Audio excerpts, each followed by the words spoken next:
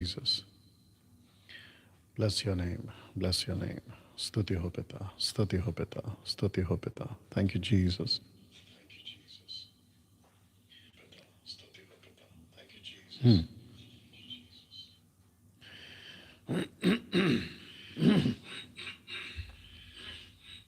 Thank you, Lord. Thank you, Lord.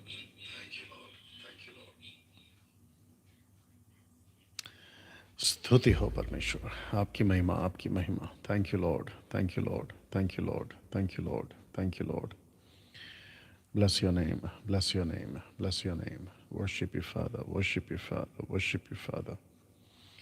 धन्यवाद धन्यवाद धन्यवाद धन्यवाद धन्यवाद धन्यवाद धन्यवाद. Thank you, Lord. Thank you, Lord. महिमा महिमा महिमा. Thank you, Lord. Thank you, Lord. स्तुति हो पिता, स्तुति हो पिता, स्तुति हो पिता. Thank you, Lord. Worship you, Master. Worship you, Lord. Worship you, Lord. Worship you, Lord. आवाज ठीक है? ओके. दोस्तों जय मसीह. प्रभु यीशु मसीह के नाम में आप सभी का बहुत बहुत स्वागत इस हफ्ते के दूसरे दिन और इस टॉपिक का सेकेंड एपिसोड. बहुत खुशी, बहुत उत्साहित और साथ ही साथ बड़ी गंभीरता के साथ इस विषय को सिखाने के लिए परमेश्वर का अनुग्रह मुझ पर हुआ, आप पर हुआ, ताकि मैं सिखा सकूं, आप सीख सकें. दोस्तों, मैं समझता हूं कि कल की वीडियो आप सब ने देखी है. अगर नहीं देखी है तो मैं चाहता हूं कि आप उसको जरूर देखें. क्यों? क्योंकि वो एपिसोड नंबर 1 वो ट्रायून गॉड, त्रिएक परमेश्वर, ट्रिनिटी गॉड का इंट्रोडक्शन है, परिचय जिसको कहते हैं. ठीक है ना?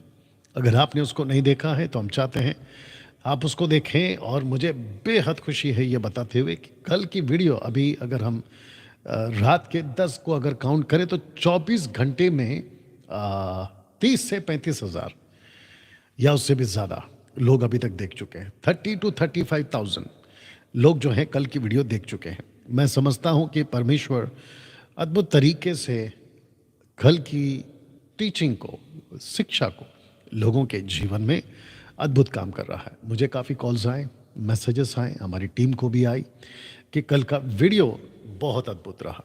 और माफ़ी चाहता हूं कि जिन जिन ने मुझसे कहा था कि डैनियल भाई हम आपसे बात करना चाहते हैं, लेकिन मैं आज की स्लाइड की तैयारी के चलते उनको वक्त नहीं दे पाया, तो मैं उसके लिए माफ़ी चाहूँगा. लेकिन हो सकता है कि कल या आज रात में आप लोग हमसे बात कर सकते हैं. चलिए दोस्तों,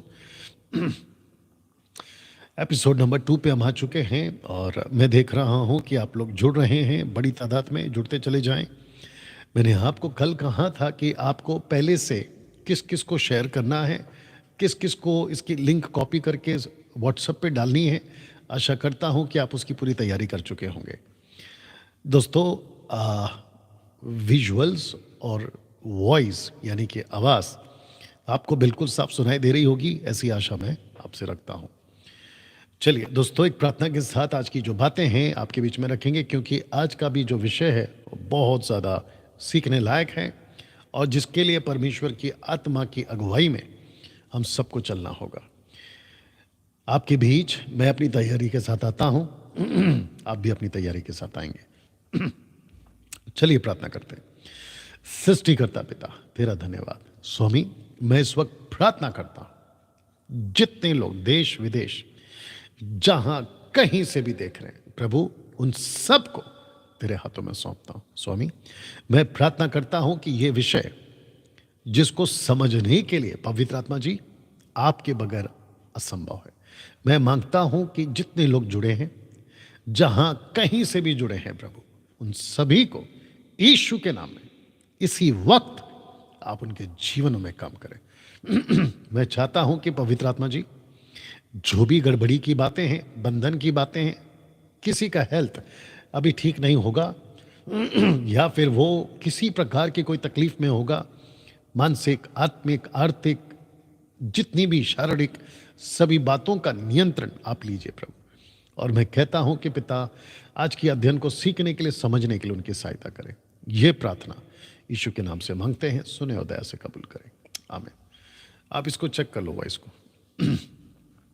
चलिए दोस्तों, बेहद खुशी है कि आप लोग 170-80 के आसपास अभी यहाँ जुड़ चुके हैं। 250 प्लस आप लोग जो हैं यूट्यूब पे आ चुके हैं। बस मेक श्योर कि आवाज़ ना फटे। नहीं, ठीक है, परफेक्ट। चलिए, हम चेक कर रहे थे कि जो हमारा तीसरा डिवाइस है जिसको हम एडिट करते हैं वीडियोस को, उसकी वॉइस हम चेक कर रहे थे। चलिए दोस्तों, मैं समझता हूँ कि पूरे सेटअप के साथ और कई इक्विपमेंट्स को अपग्रेड करते हुए आपके बीच में मैं आ रहा हूँ। कोशिश यही है, बड़ी सफाई से, स्पष्टता से आपके बीच में बातें पहुँचा सकूँ। हर चीज़ में विजुअल हो और ऑडिबल हो, हर चीज़ में आपके पास में हम स्पष्ट पहुंच सके, उसकी प्रयास के लिए ये सारी की बातें की जाती हैं। दोस्तों, कुछ अनाउंसमेंट्स हैं जिसको मैं आज जल्दी बोलूँगा। मसीह मंथन बैठक 8 बजे जो ऑनलाइन चर्च है 8 बजे स्टार्ट हो जाएगा। हम चाहते हैं कि आप लोग हमसे जुड़ें। जिस पेज से आप अभी मुझे देख रहे हैं ये वाला पेज है और मैं चाहता हूं कि आप लोग इसको लाइक और फॉलो करें। प्लीज़ दूसरों को भी रिकमेंड करें, क्योंकि इस पेज से बकवास की बातें कुछ नहीं होती, बाइबल की बातें होती हैं। साथ ही साथ मेरे चैनल को सब्सक्राइब करें, बेल आइकॉन प्रेस करें और दूसरों को भी रिकमेंड करें कि वो चैनल को सब्सक्राइब करें। याद रखिए, डैनियल राज सोशल प्लेटफॉर्म से, यूट्यूब चैनल से किसी प्रकार का कोई पैसा नहीं कमाता। इंस्टाग्राम पे आप मुझे फॉलो कर सकते हैं और मैं चाहता हूं कि आप सभी डैनियल राज _MMB के नाम से आप मुझे फॉलो करेंगे। इस एड्रेस पे मैं संडे को रहूँगा। द बुक ऑफ हिब्रू उसकी किताब की अध्ययन दूंगा। मसीह मंथन बैठक से जुड़ने के लिए मैं आपका वेलकम करता हूं। ये नंबर जो दिए गए हैं इस पे आपको कॉल करना है। यदि आप कहना चाहते हैं कि डैनियल भाई, आप जो काम कर रहे हैं उसके लिए हम आर्थिक सहायता करना चाहते हैं, मसीह मंथन को फाइनेंशियली सपोर्टर के रूप में हम आगे आना चाहते हैं। मैं चाहता हूं कि as a monthly supporter, quarterly जिसको कहते हैं 3 महीने में एक बार, या फिर साल में एक बार, या 6 महीने में एक बार, आपको जैसा ठीक लगे, या फिर एवरी मंथ आप जो है सपोर्टर के रूप में आगे आ सकते हैं। आपका पैसा परमेश्वर के राज्य के लिए इस्तेमाल हो, ये मैं ध्यान रखूंगा। दोस्तों, बेहद खुशी है कि मैं YMCA Pune every month second Saturday आता हूं और यहाँ पे साउंड डॉक्ट्रिन की जो सभा है वो स्टार्ट हो चुकी है। और जितने पुणे के लोग हैं, महाराष्ट्र के लोग हैं, अहमदनगर के लोग हैं, आसपास के जितने भी लोग हैं, मैं चाहता हूं कि आप यहाँ पर ज़रूर आएँ और हमसे आप यहाँ पर मुलाकात कर सकते हैं। यहाँ पे sound doctrine with power points, सब चीज़ की सुविधा है। एयर कंडीशन हॉल है, पानी की सुविधा है, वॉशरूम की सुविधा है, कार पार्किंग की सुविधा है, सब चीज़ की सुविधा यहाँ पे रखी गई है। दोस्तों, मैं आ रहा हूँ कॉन्फ्रेंस करने के लिए 13 तारीख को फिर पुणे, और ये सिर्फ और सिर्फ सेलेक्टेड लोगों के लिए, ये लीडर्स के लिए है जिनके बीच में हम एक बड़ी गंभीरता की बात को रखकर मसीह मंथन को आगे कैसे बढ़ा सकते हैं उसकी चर्चा करने वाले हैं। मैं मारगांव आ रहा हूँ 15 तारीख को गोवा में और हम चाहते हैं कि जितने भी लोग गोवा के जो मेंबर्स हैं, लीडर्स हैं, आप सभी ऑनलाइन प्रीचर्स जो हमें सुनते हैं या आप सेवकाई भी करते हैं, मैं चाहता हूं कि आप लोग मुझे मारगांव में मिलें। ये प्रार्थना निवेदन की 3 नंबर हैं। अगर आप में से कोई भी प्रार्थना निवेदन देना चाहता है या कराना चाहता है, आप यहाँ पे इनको बात कर सकते हैं। मैट्रिमोनी स्टार्ट हो चुकी है। इस नंबर पे मसीह मंथन के लोग आप जो हैं यहाँ पे अपनी क्या कहते हैं अर्जी करवा सकते हैं, रजिस्ट्री करवा सकते हैं और बाकी जानकारी आपको सिमरप्रीत कौर दे देगी। ना दोस्तों, अब आगे हैं हम एपिसोड नंबर 2 पे। या आशा करता हूं कि मैंने सिर्फ 10 मिनट के अंदर आपको जो है आज की जो अनाउंसमेंट होती है उसको फिनिश की है, ताकि मैं ज़्यादा वक्त आपको जो है आज की जो स्टडी है उसको देने में दे सकूं। चलिए, आशा करता हूं कि आप लोग तैयार हैं। मेरी तरफ से यहाँ पर सब कुछ तैयार हो गया है। दोस्तों, वेलकम करता हूं एपिसोड नंबर 2, एक अद्भुत विषय जिसको कहते हैं एक परमेश्वर, इंग्लिश में है ट्राइयून गॉड, ट्रिनिटी। आपसे बीच इस, और मैं जानता हूं कि परमेश्वर ने अभी तक, कल से लेकर तक 24 घंटे भी नहीं हुए, लेकिन जिस तरीके से परमेश्वर अब रहा है, प्रकाश या वचन का खुलासा, जिसको हम कहते हैं ना, मैंने कल कहा था कि मैं खुद डिग कर कर, गड्ढा कर कर कर आपके लिए खजाना लाऊंगा, जो कि मैं ला रहा हूं। और इसको आप जितना हो सकता है अभी के अभी, दूरी की दय में, ये एक ऐसा विषय है जिसको बड़े से बड़े सेवक उल्टी सीधी टीचिंग देकर इस विषय को खराब कर रहे हैं। जिसको जैसा ठीक लग रहा है वो वैसा सिखा रहा है, लेकिन बाइबल की बातों को कॉन्टेक्स्ट में पढ़कर या समझ के हाथ में है शास्त्र, पर वचन, स्क्रिप्चर, वर्ड ऑफ गॉड, उसके माध्यम से कॉन्टेक्स्ट में, हिस्ट्री में लेखक को समझकर आपके बीच में रखूंगा, ठीक है ना। क्रॉस रेफरेंस भी आपको मैं देता चला जाऊंगा। चलिए दोस्तों, एक चित्र आपको कल दिखाया था जिसको मैं जल्दी से आपको रिवाइव करूंगा कुछ कुछ बातों को, फिर हम जल्दी से आज के एपिसोड नंबर 2 पे आ जाएंगे। मिल्क ड्रिंकिंग क्रिश्चियंस इस विषय को नहीं समझ पाएंगे।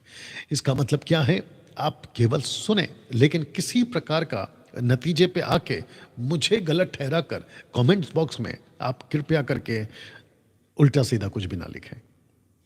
रहें, बातों को समझे। ऐसा हो सकता है कि आज आपको ना समझ आए, लेकिन देर सवेर आपको समझ में आ जाएगा। चलिए, मैंने आपको याद दिलाया था कि शब्द बाइबल में नहीं है, लेकिन पूरे बाइबल में त्रिएक परमेश्वर जरूर है। हमको शब्द से कोई मतलब नहीं है, हमको परमेश्वर से मतलब है। त्रिएक शब्द कहाँ है, कहाँ है, कहाँ है, बकवास। हमको 3 परमेश्वर बाइबल में दिखता है, मैं उसकी बात करूंगा। जैसे यीशु ने कभी नहीं कहा कि मैं गॉड हूं, और वो क्योंकि गॉड है, कोई गॉड नहीं कहेगा कि मैं गॉड हूं, वो गॉड है। लेकिन पूरे बाइबल में यीशु गॉड है, इसकी भी बात मैंने आपको कल बताई थी। इसको समझिएगा। तो यीशु की 3 प्रार्थना या 3 शब्द प्रार्थना में, इसको मैं आपको कल बता चुका हूं, मैं सिर्फ आपको याद दिला रहा हूं। यीशु की प्रार्थना में ज़्यादा जोर था कि परमेश्वर को जाने। ऐसे करते मैंने कई स्क्रिप्चर्स आपके बीच में रखे थे दोस्तों, जो कि आपके बीच में मैं अभी आपको रिवाइव करवा रहा हूं। 90% मसीह को परमेश्वर की पहचान संस्था जो मानती है उसके हिसाब से कराई जाती है, ये मैंने आपको कल बताया था, जो कि सच है। और उसके बाद मैंने आपको स्क्रिप्चर्स रखे थे, संस्था वर्सेस पवित्र शास्त्र। लड़ाई इन दोनों के बीच की ही है, क्योंकि संस्था कहती है हम ये मानते हैं, शास्त्र कहती है हम ये मानते हैं, या इसको सिखाओ, लेकिन संस्था नहीं करती। और जिसके चलते ये बात आज आपके बीच में रखा हूँ। स्क्रिप्चर कौन सा है, ये वाला। तो सारी बातों को रखते रखते आपके बीच में मैंने ये कहा था कि मैं डैनियल राज भी आपको पवित्र शास्त्र से ही ढूंढ ढूंढ कर सिखाऊंगा। मैंने आपको मूसा का परिचय यहाँ से कराया था कि सीने पर्वत से मूसा की जुबानी त्रिएक परमेश्वर का खुलासा। मैंने आपको यह भी कहा था कि वो मूसा है जिसने तोरा लिखा, जिसको पेंटाट्यूक भी कहते हैं, और जो 5 किताबें हैं, उत्पत्ति, निर्गमन, लय व्यवस्था, गिनती, व्यवस्था, विवरण। और इन सभी बातों को आपके बीच में रखा था कि पूरी दुनिया इस 5 किताबों को, पेंटाट्यूक को मानती है। इसका जिक्र आपके बीच में मैंने कल किया था। इसको समझना होगा। आदम से लेकर मूसा तक कोई व्यवस्था नहीं थी, तोरा। आदम से नूह तक व्यवस्था नहीं, नूह से यूसुफ तक भी व्यवस्था नहीं, यानी कि कम से कम 2000 साल तक व्यवस्था पृथ्वी पे नहीं थी। मैंने आपको ये याद दिलाया, और मैंने आपको ये भी कहा कि ये सारे के सारे बिना व्यवस्था के थे। यूसुफ से मिस्र का राजा तक भी तोरा नहीं था, यानी कि पेंटाट्यूक नहीं था। 2000 वर्ष से भी ज़्यादा नहीं था। और पूरी पृथ्वी पर तोरा यानी कि व्यवस्था नहीं थी। और क्यों नहीं थी उसका प्रूफ मैंने आपको दिया था, क्योंकि जब तक मूसा नहीं आया मिनिस्ट्री में, तब तक पेंटाट्यूक या तोरा नहीं था। बड़ी बात मैंने आपको बताई थी कि पूरे बाइबल में कभी भी कहीं भी परमेश्वर ने खुद को पूरी तरह से प्रकट नहीं किया कि मैं कैसा दिखता हूं या मैं क्या हूं, ठीक है ना। तो ये बात का जिक्र मैंने आपको कल कहा था। ऐसा क्यों, बड़ा सवाल है। वो इसलिए क्योंकि परमेश्वर ने कभी खुद को प्रकट नहीं किया था। तो जिसके चलते मूसा ये शब्द लिखता है, व्यवस्था विवरण 29 का 29, ये मैंने आपको कल याद दिलाया था। और ये सब स्क्रिप्चर सपोर्ट करते हैं कि परमेश्वर को हम पूरी तरह से कभी भी इस प्लैनेट पे नहीं समझ पाएंगे। जितना परमेश्वर को समझने के लिए परमेश्वर ने खुद को प्रकट किया, उतना ही समझ पाएंगे। तो जिसके चलते ये स्लाइड को मैंने रखा था कि आइए मूसा के हिसाब से ट्राइयून गॉड के कॉन्सेप्ट को, क्या हो गया, समझते हैं। गड़बड़ है क्या, क्या क्या हो गया? ओके, क्योंकि मूसा 2000 साल की पूरी सृष्टि की घटना को लिखता है। ओके, क्या मूसा ने ट्राइयून गॉड को देखा था? क्वेश्चन मार्क है ये। क्या मूसा ने अपनी 5 पुस्तकों में कुछ लिखा था कि ट्राइयून गॉड है? तो यहां तक रुक कर मैं आपके बीच में ये स्लाइड रखा था, अगर आपको याद होगा। अब यहां से शुरू होगा, ठीक है ना। तो पहले इसको समझिए। तो आपके दिमाग में अभी पिक्चर बन गया है कल वाली। हो सकता है कि आज का पूरा दिन कुछ उतार चढ़ाव कैफी रहा होगा, तनाव भरा रहा होगा, और आप इसको शायद कल की बात को, है ना, समझ नहीं पाए, ध्यान नहीं रह पाए। लेकिन अभी आपको मैंने मदद कर दिया, अब आपको सब कुछ फ्रेश हो गया दिमाग में। ये बात सही है। चलिए अब यहाँ से आगे बढ़ते हैं। 350 के आसपास फेसबुक पे जुड़ गए हैं और 450 आप जो हैं यूट्यूब पर आ गए हैं। तकरीबन 800 के आसपास आप लोग जो हैं अभी जुड़ चुके हैं। मैं आप सबका वेलकम करता हूं प्रभु यीशु मसीह के नाम में। मैं आप सबका वेलकम करता हूं, मैं आपका स्वागत करता हूं, क्योंकि आप वक्त निकालते हैं, आप देखते हैं। और मैं बार बार इसलिए कहता हूं क्योंकि मुझे आपका एहसास है। मैं आपको ये बताना चाहता हूं कि मैं आपको नोट कर रहा हूं, इसलिए मैं आपको याद दिलाता हूं। ठीक है ना। चलिए दोस्तों, वो पहली बात क्या है जिसको आपको समझना है, वह है यह। या इसको पहले ठीक से देख लीजिएगा। मैं चाहता हूं कि सब के सब आप इसको पहले ठीक से देख लो। लिखा है बड़ा अजगर, पुराना सांप, इबलीस जो शैतान कहलाता है, और उसके दूत, उसकी आर्मी, और झूठ का पिता। इन सब को आपके बीच में रखा हूं अभी मैंने। और ये सब कुछ कहां है मैं आपको अभी बता देता हूं। ठीक है ना। तो बड़ा अजगर, पुराना सांप, इबलीस शैतान और उसके दूत और झूठ का पिता। मकसद क्या है इनका? मकसद है सारे संसार को बरमाना, सारे संसार को बरमाना। वचन कौन सा है डैनियल भाई? प्रकाशित वाक्य 12:9 आपके बीच में पढ़ने जा रहा हूं। लिखा है कि वह बड़ा अजगर अर्थात वही पुराना सांप जो इबलीस और शैतान कहलाता है, सारे संसार का बरमाने वाला, पृथ्वी पर गिरा दिया गया और उसके दूत उसके साथ गिरा दिए गए। तो जिसके चलते आप चित्र में जो जितना मैं आपके लिए रख सका, आपको कनेक्ट कर सकूं, उसके हिसाब से मैंने आपके लिए बात को रखी है। और मैं चाहता हूं कि आप इस बात को समझे जब मैंने ये वाली लाइन रखी कि इस प्लैनेट पे, क्योंकि आपको ट्रायून गॉड को समझना है, तो आपको सबसे पहले यह समझना होगा कि एक लूसीफर नाम का, जिसको कहती है बाइबल बड़ा अजगर, इंग्लिश में कहते हैं द रेड ड्रैगन, बड़ा अजगर, पुराना सांप, इबलीस शैतान, उसके दूत और झूठ का पिता। इन सब का मकसद, यानी कि ऑफ कोर्स इनकी पूरी की पूरी आर्मी का मकसद एक ही है कि संसार को बरमा देना, धोखे में रखना, झूठ बुलवाना, झूठ बोलना, उनको फंसा के रखना, इनका मकसद है। वाह। मैं चाहता हूं कि अभी के अभी आपको मैं फिर से याद दिला दूं कि मैं इस स्टडी को बहुत ठहराव के साथ, बहुत बारीकी के साथ और बहुत गहराई और डीप के साथ आपको जो है एक एक बात को रखकर आगे बढ़ूंगा, ताकि आप सीख सकें, बातों को समझ सकें। जब आप मसीह नहीं थे, ये लूसीफर आपका मालिक था। आपने नहीं सुना तो मैं रिपीट करता हूं। जब आप मसीह नहीं थे, आप जब विश्वास में नहीं थे, आप जब संसारिक थे, तो यह लूसीफर आपका मालिक था। दूसरे शब्दों में यह आपका राजा था। और अगर मैं खुलकर बात करूं, इसने आपको पूरी तरह से अपने कब्जे में रखा था। यह जैसा दिखाता था आप देखते थे, यह जैसा सुनाता था आप सुनते थे, यह आपको जैसे चलाता था आप चलते थे। आप इसकी कहते हैं कि पूरी की पूरी तरह झांसे में, या इसके पूरे के पूरे कब्जे में आप आ चुके थे। और इसका मकसद एक ही है, तब भी, अब भी, और जब तक सृष्टि वापस परमेश्वर के हाथ में नहीं जाती, यीशु पृथ्वी पर वापस नहीं आ जाते, एरमैगडोन की लड़ाई वापस खत्म नहीं हो जाती। दूसरे शब्दों में लूसीफर, उसकी आर्मी और एंटी क्राइस्ट और फॉल्स प्रॉफिट, ये जब तक पूरी तरह से गहना यानी कि नर्क में डाल नहीं दिए जाते, तब तक इनका मकसद एक ही है, संसार को बरमाना। तो जिसके चलते ये स्क्रिप्चर मैंने आपके बीच में रखा था, प्रकाशित वाक्य 20:10 लिखता है कि उनका बरमाने वाला शैतान भी उस आग में, जिसको कहते हैं गहना, डाल दिया गया।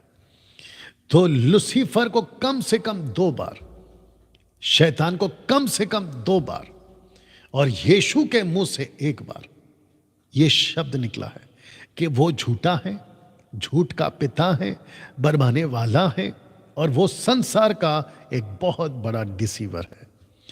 वचन 8 का अध्याय 8 का 44 को पढ़ने जा रहा हूं। लिखा है, तुम अपने पिता शैतान से हो, अपने पिता की लालसाओं को पूरी करना चाहते हो। वह तो आरंभ से हत्यारा है, सत्य पर स्थिर ना रहा क्योंकि सत्य उसमें है ही नहीं।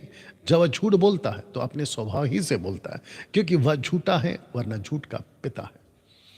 आपको जल्दी से यह भी बता दो, क्योंकि मैंने सेटन के ऊपर प्रचार कर चुका हूं, टीचिंग दे चुका हूं, आप जाकर यूट्यूब पे देख सकते हैं, ठीक है ना। मैं चाहता हूं कि आपको यह बताऊं कि लूसीफर यानी कि शैतान एक वक्त में परमेश्वर के पास था, स्वर्ग में। इसका काम बड़ा था, बहुत बड़ा काम था। वो काम था वर्शिप करना, परमेश्वर को महिमा देना, आराधना करना। लेकिन ये निकला धोखेबाज। डैनियल भाई, परमेश्वर के पास में रहकर धोखेबाज कैसे हो सकते हैं? परमेश्वर के पास में रहकर पाप कैसे आ सकता है? धोखेबाज का ये नेचर कैसे आ सकता है? तो मैं आपको बता दूं कि परमेश्वर एकमात्र, जिसको हम कहते हैं गॉड बीइंग, परमेश्वर एकमात्र जिसको किसी ने नहीं बनाया। आगे इस टॉपिक में बहुत बार ये रिपीट होगा कि परमेश्वर को किसी ने नहीं बनाया, बल्कि परमेश्वर ने सबको बनाया या सब कुछ को बनाया। तो लूसीफर को भी जब परमेश्वर ने बनाया तो उसको फ्री विल दिया था, यानी कि एंजल को जब बनाया था, और जितने भी एंजल है उन सबको परमेश्वर ने फ्री विल दिया था, जिसको कहते हैं ना हिंदी में स्वयं इच्छा, आजादी। या आप बाइबल में कई बार पढ़ोगे, परमेश्वर की आवाज सुनो, परमेश्वर ऐसा कहता है, परमेश्वर ये कहता है, देखो मैंने तुमसे कह दिया, है ना। इन सब बातों को लूसीफर, क्षमा करें, स्वर्गदूतों के मुंह से आप सुनोगे। क्यों? क्योंकि स्वर्गदूतों को भी पता है। और आपको याद दिला दूं, जब यूहन्ना प्रकाशित वाक्य 19:10 में जब वो स्वर्गदूत के पैरों पर गिरा, उसकी आराधना कर रहा था, तो उसने रोका उसको। पता है क्यों? क्योंकि उसको एहसास है कि ये गलत हो रहा है। तो स्वर्गदूतों को, जो जिसको कहते हैं ना स्पिरिट बीइंग, आत्मिक लोग, उनको भी पता है कि क्या गलत है और क्या सही है। लेकिन ये व्यक्ति जिसको हम लूसीफर कह रहे हैं, इब्लीस जिसको कहा जाता है, ये जानबूझकर गद्दार, ये जानबूझकर गद्दार निकला, ये जानबूझकर धोखेबाज निकला, ये जानबूझकर इसने कहा कि मैं परमेश्वर के अधीन नहीं रहूंगा, और उसके बाद इसके लिए जगह ना रही। इन सब की टीचिंग मैं आपको सेटन के टॉपिक पे दे चुका हूं ना। मैं चाहता हूं कि आपको अगला स्लाइड दिखाऊं और साथ ही साथ आप इसको समझें, इसलिए मैं बहुत आराम से जा रहा हूं। लिखा है कि बरमाने वाला शैतान ने हर तरह से संसार को बरमाया है। जी हां, इसका एक ही टारगेट है, इसका एक ही मकसद है, इसका एक ही लक्ष्य है, संसार को बरमाना। ये लाइन को पढ़िए, शैतान का सबसे बड़ा टारगेट यीशु है। अगर आपने नहीं सुना, नहीं पढ़ा, नहीं देखा तो फिर से देखिए। मैं आपको फिर से बता दूं कि शैतान का सबसे बड़ा टारगेट यीशु है। यीशु के प्रति कंफ्यूजन पैदा करना इसका टारगेट है। मैं इसको कुछ सेकंड रखूंगा। डैनियल भाई, आपने अभी अभी कहा कि शैतान का सबसे बड़ा टारगेट यीशु है, ऐसा क्यों? मैं वचन रखूंगा और मैं आपको समझाऊंगा, और अगर आप ये समझ गए, सब समझ जाओगे। और यहां पे मैं थोड़ा सा पॉज लेकर, कुछ सेकंड रुककर, मैं चाहता हूं कि आउट ऑफ द बॉक्स जाकर मैं कुछ बातें जल्दी से यहां पे रखूं। मेरी जो टीचिंग है वो अभी विश्वासियों के लिए है, जिसको कहते हैं क्राइस्ट फॉलोवर। लेकिन मैं टॉपिक से बाहर जा रहा हूं, कुछ सेकंड के लिए वापस आ जाऊंगा। इसको रखकर मैं चाहता हूं कि अविश्वासी, अगर कोई अभी देख रहा है, कोई मुस्लिम, कोई हिंदू, बौद्धिस्ट, पारसी, किसी भी जाति धर्म का, जो यीशु को फॉलो नहीं करता है, आप सोच रहे होंगे कि ये जो व्यक्ति है, काला सफेद जो भी कोट पहना है, टी शर्ट काला पहना है, इसको मैं क्यों सुनूं? या फिर ये व्यक्ति जो अभी बात कर रहा है लूसीफर, शैतान की, इससे मेरा क्या कनेक्शन है? तो मैं आपको बता दूं कि आपके साथ बहुत गहरा कनेक्शन है, क्योंकि आप की जो अभी सोच बनी है ना यीशु के प्रति, वो जो सोच बनी है जहन में, आपके दिमाग में, आपके दिल में, कि मैं तो हिंदू हूं, मैं तो बौद्धिस्ट हूं, मैं तो मुस्लिम हूं, मैं तो यहूदी हूं, मैं तो ये हूं, मैं तो वो हूं, मुझे यीशु की जरूरत नहीं है। तो आपको बता दूं कि इसका यही प्लान है कि आपको परमेश्वर, जिसको हम यीशु कहते हैं, जीसस कहते हैं, उससे आपको दूर रखना, इसका यही मकसद है। वो कंफ्यूजन पैदा कर रहा है। एक वक्त था जब आबादी नहीं थी, वर्ल्ड पॉपुलेशन जब 100 करोड़ था, आज से कुछ 200 साल पहले, पूरे वर्ल्ड की बात कर रहा हूं, ठीक है ना। तब इतना कंफ्यूजन नहीं था, जो जो कहता था वो सच लगता था, ये रास्ता है तो वो चल पड़ते थे। लेकिन क्योंकि आज पॉपुलेशन 8 बिलियन है, या 800 बिलियन बोल सकते हैं हम, या 800 बिलियन बोल सकते हैं हम, पॉपुलेशन वर्ल्ड का।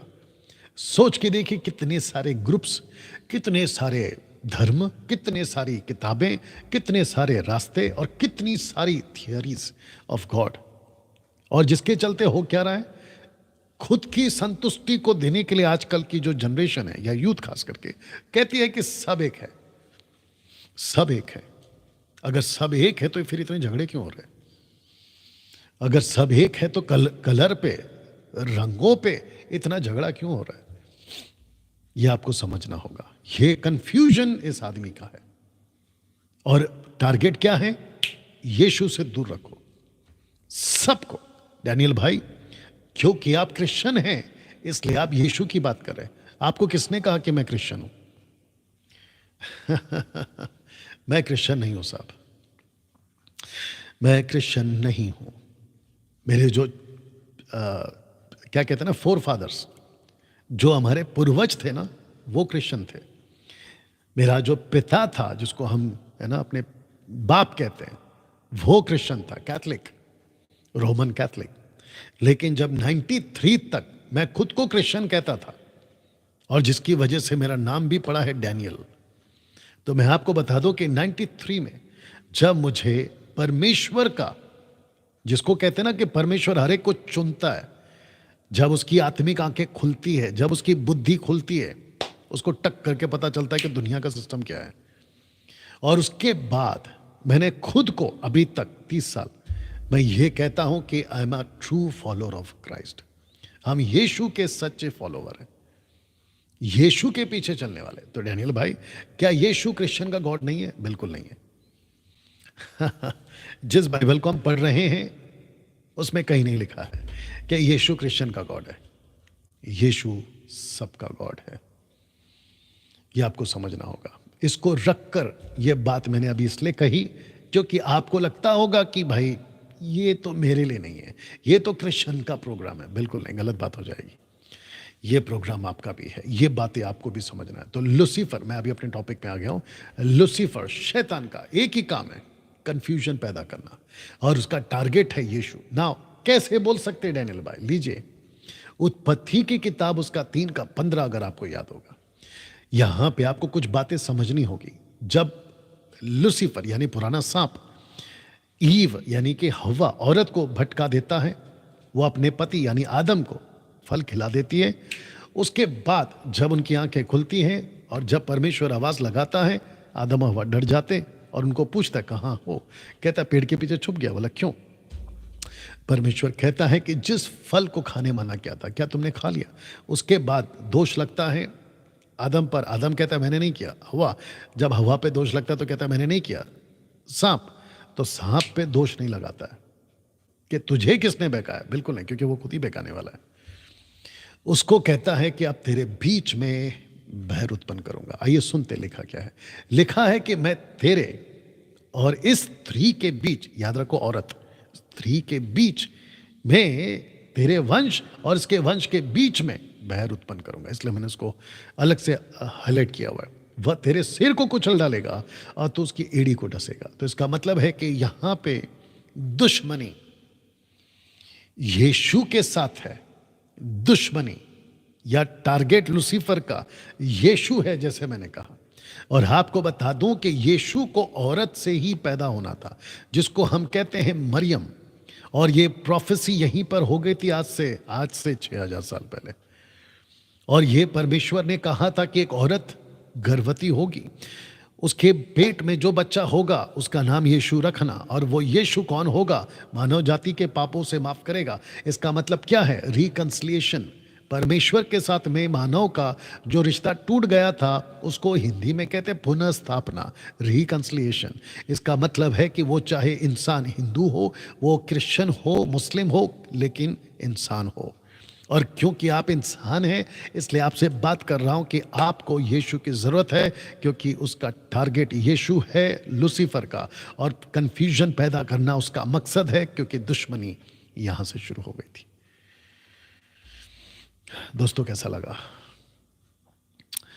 इसको पढ़िए। लिखा है कि शैतान और उसकी सेना का काम मानव जाति को सत्य से दूर रखना, सत्य से दूर रखना। तो जिसके चलते मैं आपके लिए एक वचन रख रहा हूं जिसका प्रकाशन पौलुस को मिला। दूसरा कुरिन्थियों 4:4 कहता है कि उन अविश्वासियों के लिए जिनकी बुद्धि को इस संसार के ईश्वर ने अंधी कर दी है, ताकि मसीह जो परमेश्वर का प्रतिरूप है उसके तेजोमय सुसमाचार का प्रकाश उन पर न चमके। तो मैंने आपसे क्या कहा था? लूसीफर का टारगेट कौन है? यीशु। लूसीफर का टारगेट क्या है? लोगों को यीशु के प्रति कंफ्यूजन में लाना। तो जिसके चलते आपको पता है कि जब आज सड़कों पे या फिर सोशल प्लेटफॉर्म पे जब हम यीशु की बात करते हैं, यही वजह है कि लोग जल्दी से आज यीशु को स्वीकार नहीं कर पा रहे। जानते हैं क्यों? क्योंकि उनकी आंखें, बुद्धि की आंखें, समझ की बातें, उसके क्षेत्र में लूसीफर ने उनको अंधा कर दिया है। उनको जल्दी से समझ में नहीं आता। पति समझ जाता है, पत्नी समझ जाती है, पत्नी समझता है तो पति नहीं समझता, पति समझता है तो पत्नी नहीं समझती, माँ बाप समझते तो बच्चे नहीं, बच्चे नहीं तो माँ बाप नहीं, दोस्त समझ जाता है तो दूसरा दोस्त नहीं, भाई समझता है तो बहन नहीं। और जिसके चलते होता क्या है? एक ही घर के अंदर एक यीशु को मानने वाला होता है और बाकी लोग उसके विरोध में। लेकिन मैं उन सबको कहना चाहता हूं कि देर सवेर परमेश्वर सबकी आंखें खोलेगा। और जिस दिन सबकी आंखें खुलेगी ना, या तो जो आज मसीह बनकर बैठा है ना, आप जो कभी कभी डावाडोल कर जाते हो ना, तो पलट कर वही तुमको सुनाएंगे कि भाई जब तुम अच्छे खासे मसीह थे तो तुम डावाडोल का जीवन क्यों जी रहे थे? दूसरे शब्दों में तुम डर डर का जीवन क्यों जी रहे थे? तो जितने लोग अभी देख रहे हैं, 450 फेसबुक पर हैं और 650 के आसपास आप जो यूट्यूब पर हैं, कम से कम 1000 लोग से भी ज़्यादा। मैं आप सबको कहना चाहता हूं कि आप सबको इस सत्य की ज़रूरत है। मैं चाहता हूं कि अगर जिसका उद्धार हो गया तो इसका मतलब क्या है पता है? आप इसकी चालाकी से बच गए। दूसरे शब्दों में जिसकी आंखें खुल गई है ना, आप इसके बहुत बड़े जाल से बच गए। आप फंसे थे पहले, बच गए अब आप। सोच के देखिए, 93 में जब मैं प्रभु में नहीं था तो मैं इसके जाल में फंसा हुआ था और इसने मुझे नरक में पहुंचाने की पूरी तैयारी कर ली थी। एक व्यक्ति को जब तक सत्य पता नहीं चलता, उसको वो इतना नरकीय बना देता है ना पृथ्वी के ऊपर। नशा कराता है, पाप करवाता है, गलत काम करवाता है, मर्डर बनवा देता है, आतंकवादी बना देता है, नक्सलाइट बनवा देता है, दुनिया का सारा काम करवा देता है ताकि वो दूर दूर दूर दूर यीशु से दूर होता चला जाए। लेकिन परमेश्वर का कृपा उससे कई तगड़ा है, या अनुग्रह बहुत ज्यादा है। जानते हैं क्यों? कितना भी पापी हो, अगर वो मन फिराता है, प्रभु जब उसको मौका देता है, उसको ऐसा बदलता है कि वो पूरी दुनिया को बदलने की ताकत रखता है ना। दोस्तों, आशा करता हूं कि आप यहां तक समझ गए। अब इसको पढ़िए। ये वही शैतान था जिसने पहली सृष्टि को अपने धोखे से बिगाड़ा था, पूरी मानव जाति को बुरा बना दिया था। आप पहली दुनिया की मैं बात कर रहा हूं, यानी कि शुरुआत की बात कर रहा हूं। कौन सी दुनिया? नूह के वक्त में। हम सभी जानते हैं कि एक पृथ्वी पर एक बड़ी तबाही आई थी और वो तबाही लाई थी परमेश्वर ने। या जितने देख रहे हैं फेसबुक और यूट्यूब पे कमेंट करते जाएं, आपको जैसा ठीक लग रहा है। हैशटैग मसीह जनता। वाह, अद्भुत है परमेश्वर जो आज इस तरह की बातें आपके बीच में ला रहा है। सोशल प्लेटफॉर्म पे जहां कई चीजें गड़बड़ चल रही है, उसके बीच में ये प्रोग्राम आपके लिए आ रहा है। अद्भुत है, परमेश्वर को धन्यवाद। तो आते हैं इस वचन के ऊपर। ये वही शैतान है जिसने पहली सृष्टि को अपने धोखे से बिगाड़ा था, पूरी मानव जाति को बुरा बना दिया था। और जैसे ही पूरी मानव जाति बुरा बन गई, वचन 5 को पढ़ेगा, लिखा है कि यहोवा ने देखा कि मनुष्यों की बुराई, याद रखो मनुष्यों की बुराई, ना तो तभी कोई धर्म था, ना तो तभी कोई किताबें थी, ना तो किसी प्रकार का कोई आदमी इसको उसको, सबको पता था कि ये दुनिया को एक बनाने वाला है और सब चल रहे थे, लेकिन बिगड़ के चल रहे थे। तो लिखा है कि यहोवा ने देखा कि मनुष्यों की बुराई पृथ्वी पर बढ़ गई है। उनके मन के विचार में जो कुछ उत्पन्न होता है सो निरंतर बुरा ही होता है। तो जिसको लेकर परमेश्वर ने कहा कि मैं सिर्फ एक व्यक्ति को बचाऊंगा, और वो एक व्यक्ति का नाम था नूहा। नूहा के साथ उसके साथ में थे 7 लोग। नूहा, उसकी पत्नी, उसके 3 बेटे, 3 बहू, टोटल मिलाकर 8। और उसको कहा था एक लकड़ी का जहाज बनाना, और उसमें जितने जानवर होते थे उन सबको अंदर भेजा गया ताकि अगली जनरेशन, जिसको आज की दुनिया कहते हैं, परमेश्वर ने बनाई थी। अगर पहली दुनिया तबाह नहीं करती, या इन सब की बैंड बजी होती, आज सड़कों पे आतंक मचा होता। आप सोच नहीं सकते इतना गंदा हो गया होता दुनिया। लेकिन परमेश्वर ने उस कदम को उठाकर दुनिया को पूरी तरह से, जब आगे बढ़ेंगे इसी टॉपिक में रहेंगे हम, ये वापस रिपीट होगा, ठीक है ना? कैसे होगा मैं तब बताऊंगा आपको। तो जिसके चलते परमेश्वर ने पहली दुनिया को, इसकी बुराई को, जिसने मानव जाति को इतनी बुराई में डाला, उसके चलते खत्म करना पड़ा। जिसको कहते हैं यहूदी, जूइश को बहका दिया, जिनके मसीहा आने वाला था, जिसको हम कहते हैं फर्स्ट कमिंग ऑफ क्राइस्ट। सब ठीक है? जिसको हम कहते हैं फर्स्ट कमिंग ऑफ क्राइस्ट। अब आप सोच के देखिए लूसीफर कितना स्मार्ट है। मैं वचन रखूंगा, कहता है कि जिस कौम में, जिसको कहते हैं ना जूइश कंट्री, इज़राइल, उसको ऐसा है प्रभु को क्रूस पर ना चढ़ाते। तो इसका मतलब क्या है? जूइश की कौम को अंधा बना देना। जूइश की कौम को कौन से टाइम पे? पहली सदी में, माफ करना, फर्स्ट कमिंग में, यानी कि आज से 2000 साल पहले। उनके धर्म गुरुओं को अंधा बना देना। पहला दूसरा कुरिन्थियों उसका 3 अध्याय वचन 12, 13, 12, 11 से अगर आप आगे पढ़ोगे तो क्या कहता है? आज भी मूसा की किताब को पढ़ते वक्त में ये अंधे बनकर बैठे हैं। बोला, लिखा है कि नहीं लिखा है? अब आप सोच के देखिए, अगर पहले, जिसको कहते हैं ना फर्स्ट कमिंग में, अगर इनको वो अंधा बना सका या बना रहा या बना दिया, तो सेकंड कमिंग पे क्या करेगा? तो लिखा है कि अब ये कलीसिया को बहका रहा है मसीह के दूसरे आगमन पर, यानी कि सेकंड कमिंग पर। तो फर्स्ट कमिंग पर जूइश को अंधा बनाया, जूइश को बहकाया, जूइश को बिगाड़ा। अब सेकंड कमिंग पे कलीसिया को बहका रहा है। पता है क्यों? क्योंकि पहली फर्स्ट कमिंग में जूइश को वेलकम करना था।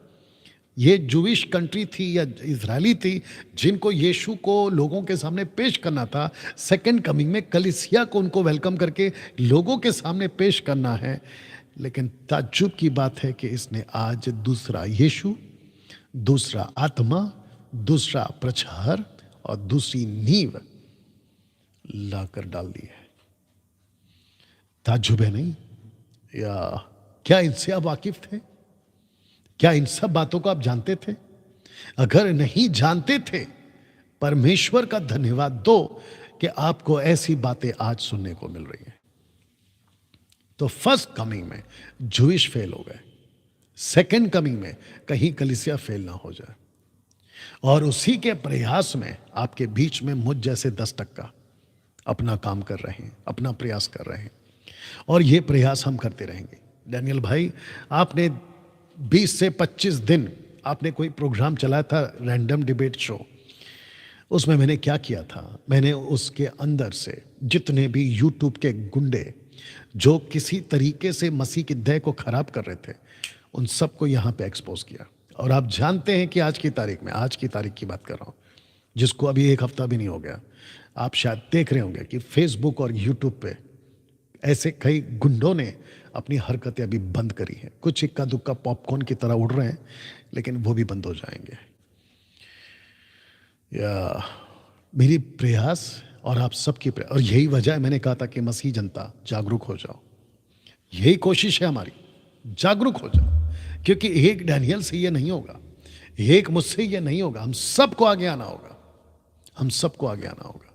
और ब्रदर्स एंड सिस्टर्स, अगर first coming of Jesus Christ अगर ऐसा फेल कर सकता है लूसीफर, तो सेकंड कमिंग भी वो फेल कर सकता है। सेकंड कमिंग भी वो फेल कर सकता है, और जिसके लिए हमको और आपको मेहनत करनी होगी। तो क्या आप लोग ये मेहनत करोगे? क्या आप लोग आगे आओगे? क्या आप लोग तैयार हो गए? जितने यंग बॉयज एंड गर्ल्स हैं जो अभी मसीह मंथन और मसीह जनता और साउंड डॉक्ट्रिन के साथ कनेक्टेड है, क्या आप आगे आओगे? आपको एफर्ट डालना होगा ना। दोस्तों, एक व्यक्ति से मिलाता हूं, और वो व्यक्ति है जॉन द बैप्टिस्ट। आपको पता है ये जॉन द बैप्टिस्ट, लूसीफर ने इसको तक बहका दिया था, इसको तक बहका दिया था। जानते हो ये कौन है? इसके बारे में लिखा है कि ये वो है जिसके बारे में परमेश्वर ने कहा कि मेरे सेवक यानी कि मसीहा के आगे मैं इसको भेजूंगा और ये सब मार्ग को सीधा करेगा। जब इससे पूछा गया यूहन्ना के पहले अध्याय में, गॉस्पल जो इसको कहते हैं ना यूहन्ना का सुसमाचार, उसके पहले अध्याय में जब इसको पूछा गया क्या तू मसीह है, इसने साफ कहा मैं नहीं हूं। और जब इसने दूर से यीशु को आते देखा, 24-25 के आसपास अगर मैं गलत नहीं हूं, फर्स्ट चैप्टर में, तो उसने यीशु को आते देखा और दूर से कहा, देखो ये है मेमना, ये है मेमना। तो मेरा क्वेश्चन ये है, इसको फिर क्या हो गया जब ये जेल में था? इसलिए मैंने चित्र भी जेल वाली डाली है। इसको क्या हो गया था जेल में? और ये जेल में पड़े पड़े इसने अपने लोगों को भेजा और इसके मुंह से जो शब्द निकला सुनिए। कहता है कि क्या आने वाला तू ही है या हम दूसरे की बाट जो है? आप नहीं समझ रहे हो अभी भी। मेरा टॉपिक क्या है? बड़ा अजगर, पुराना सांप, झूठ बोलने वाला पिता। उसका मकसद क्या है? उसका टारगेट कौन है? उसका टारगेट है यीशु। मत्ती 24:24 अगर आपको याद होगा, अगर आप निकाल के रखें जल्दी से, इंग्लिश और हिंदी दोनों चाहिए। मत्ती 24:24 अगर आपको याद होगा, यीशु के मुंह से यह शब्द निकला था। उसका नाम क्या है? हैदराबाद वाला सुरेश, पूरा नाम क्या उसका? हाँ, जो भी है, उस व्यक्ति का नाम उसका ये है। उसका ये निकालो।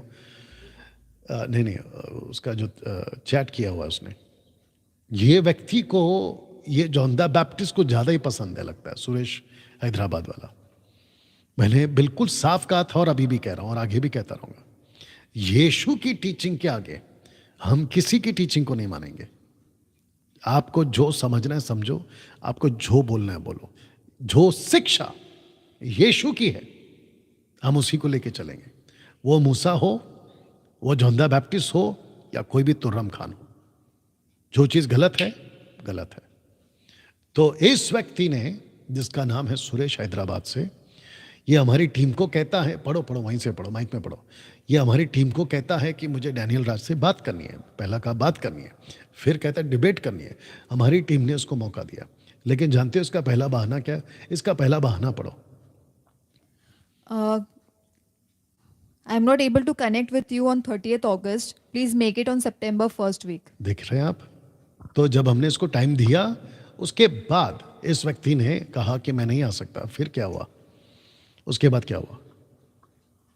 नहीं, आपको कॉल आया था ना? माइक में बोलना है आपको, आवाज नहीं जाएगा। आपको माइक में बोलना है।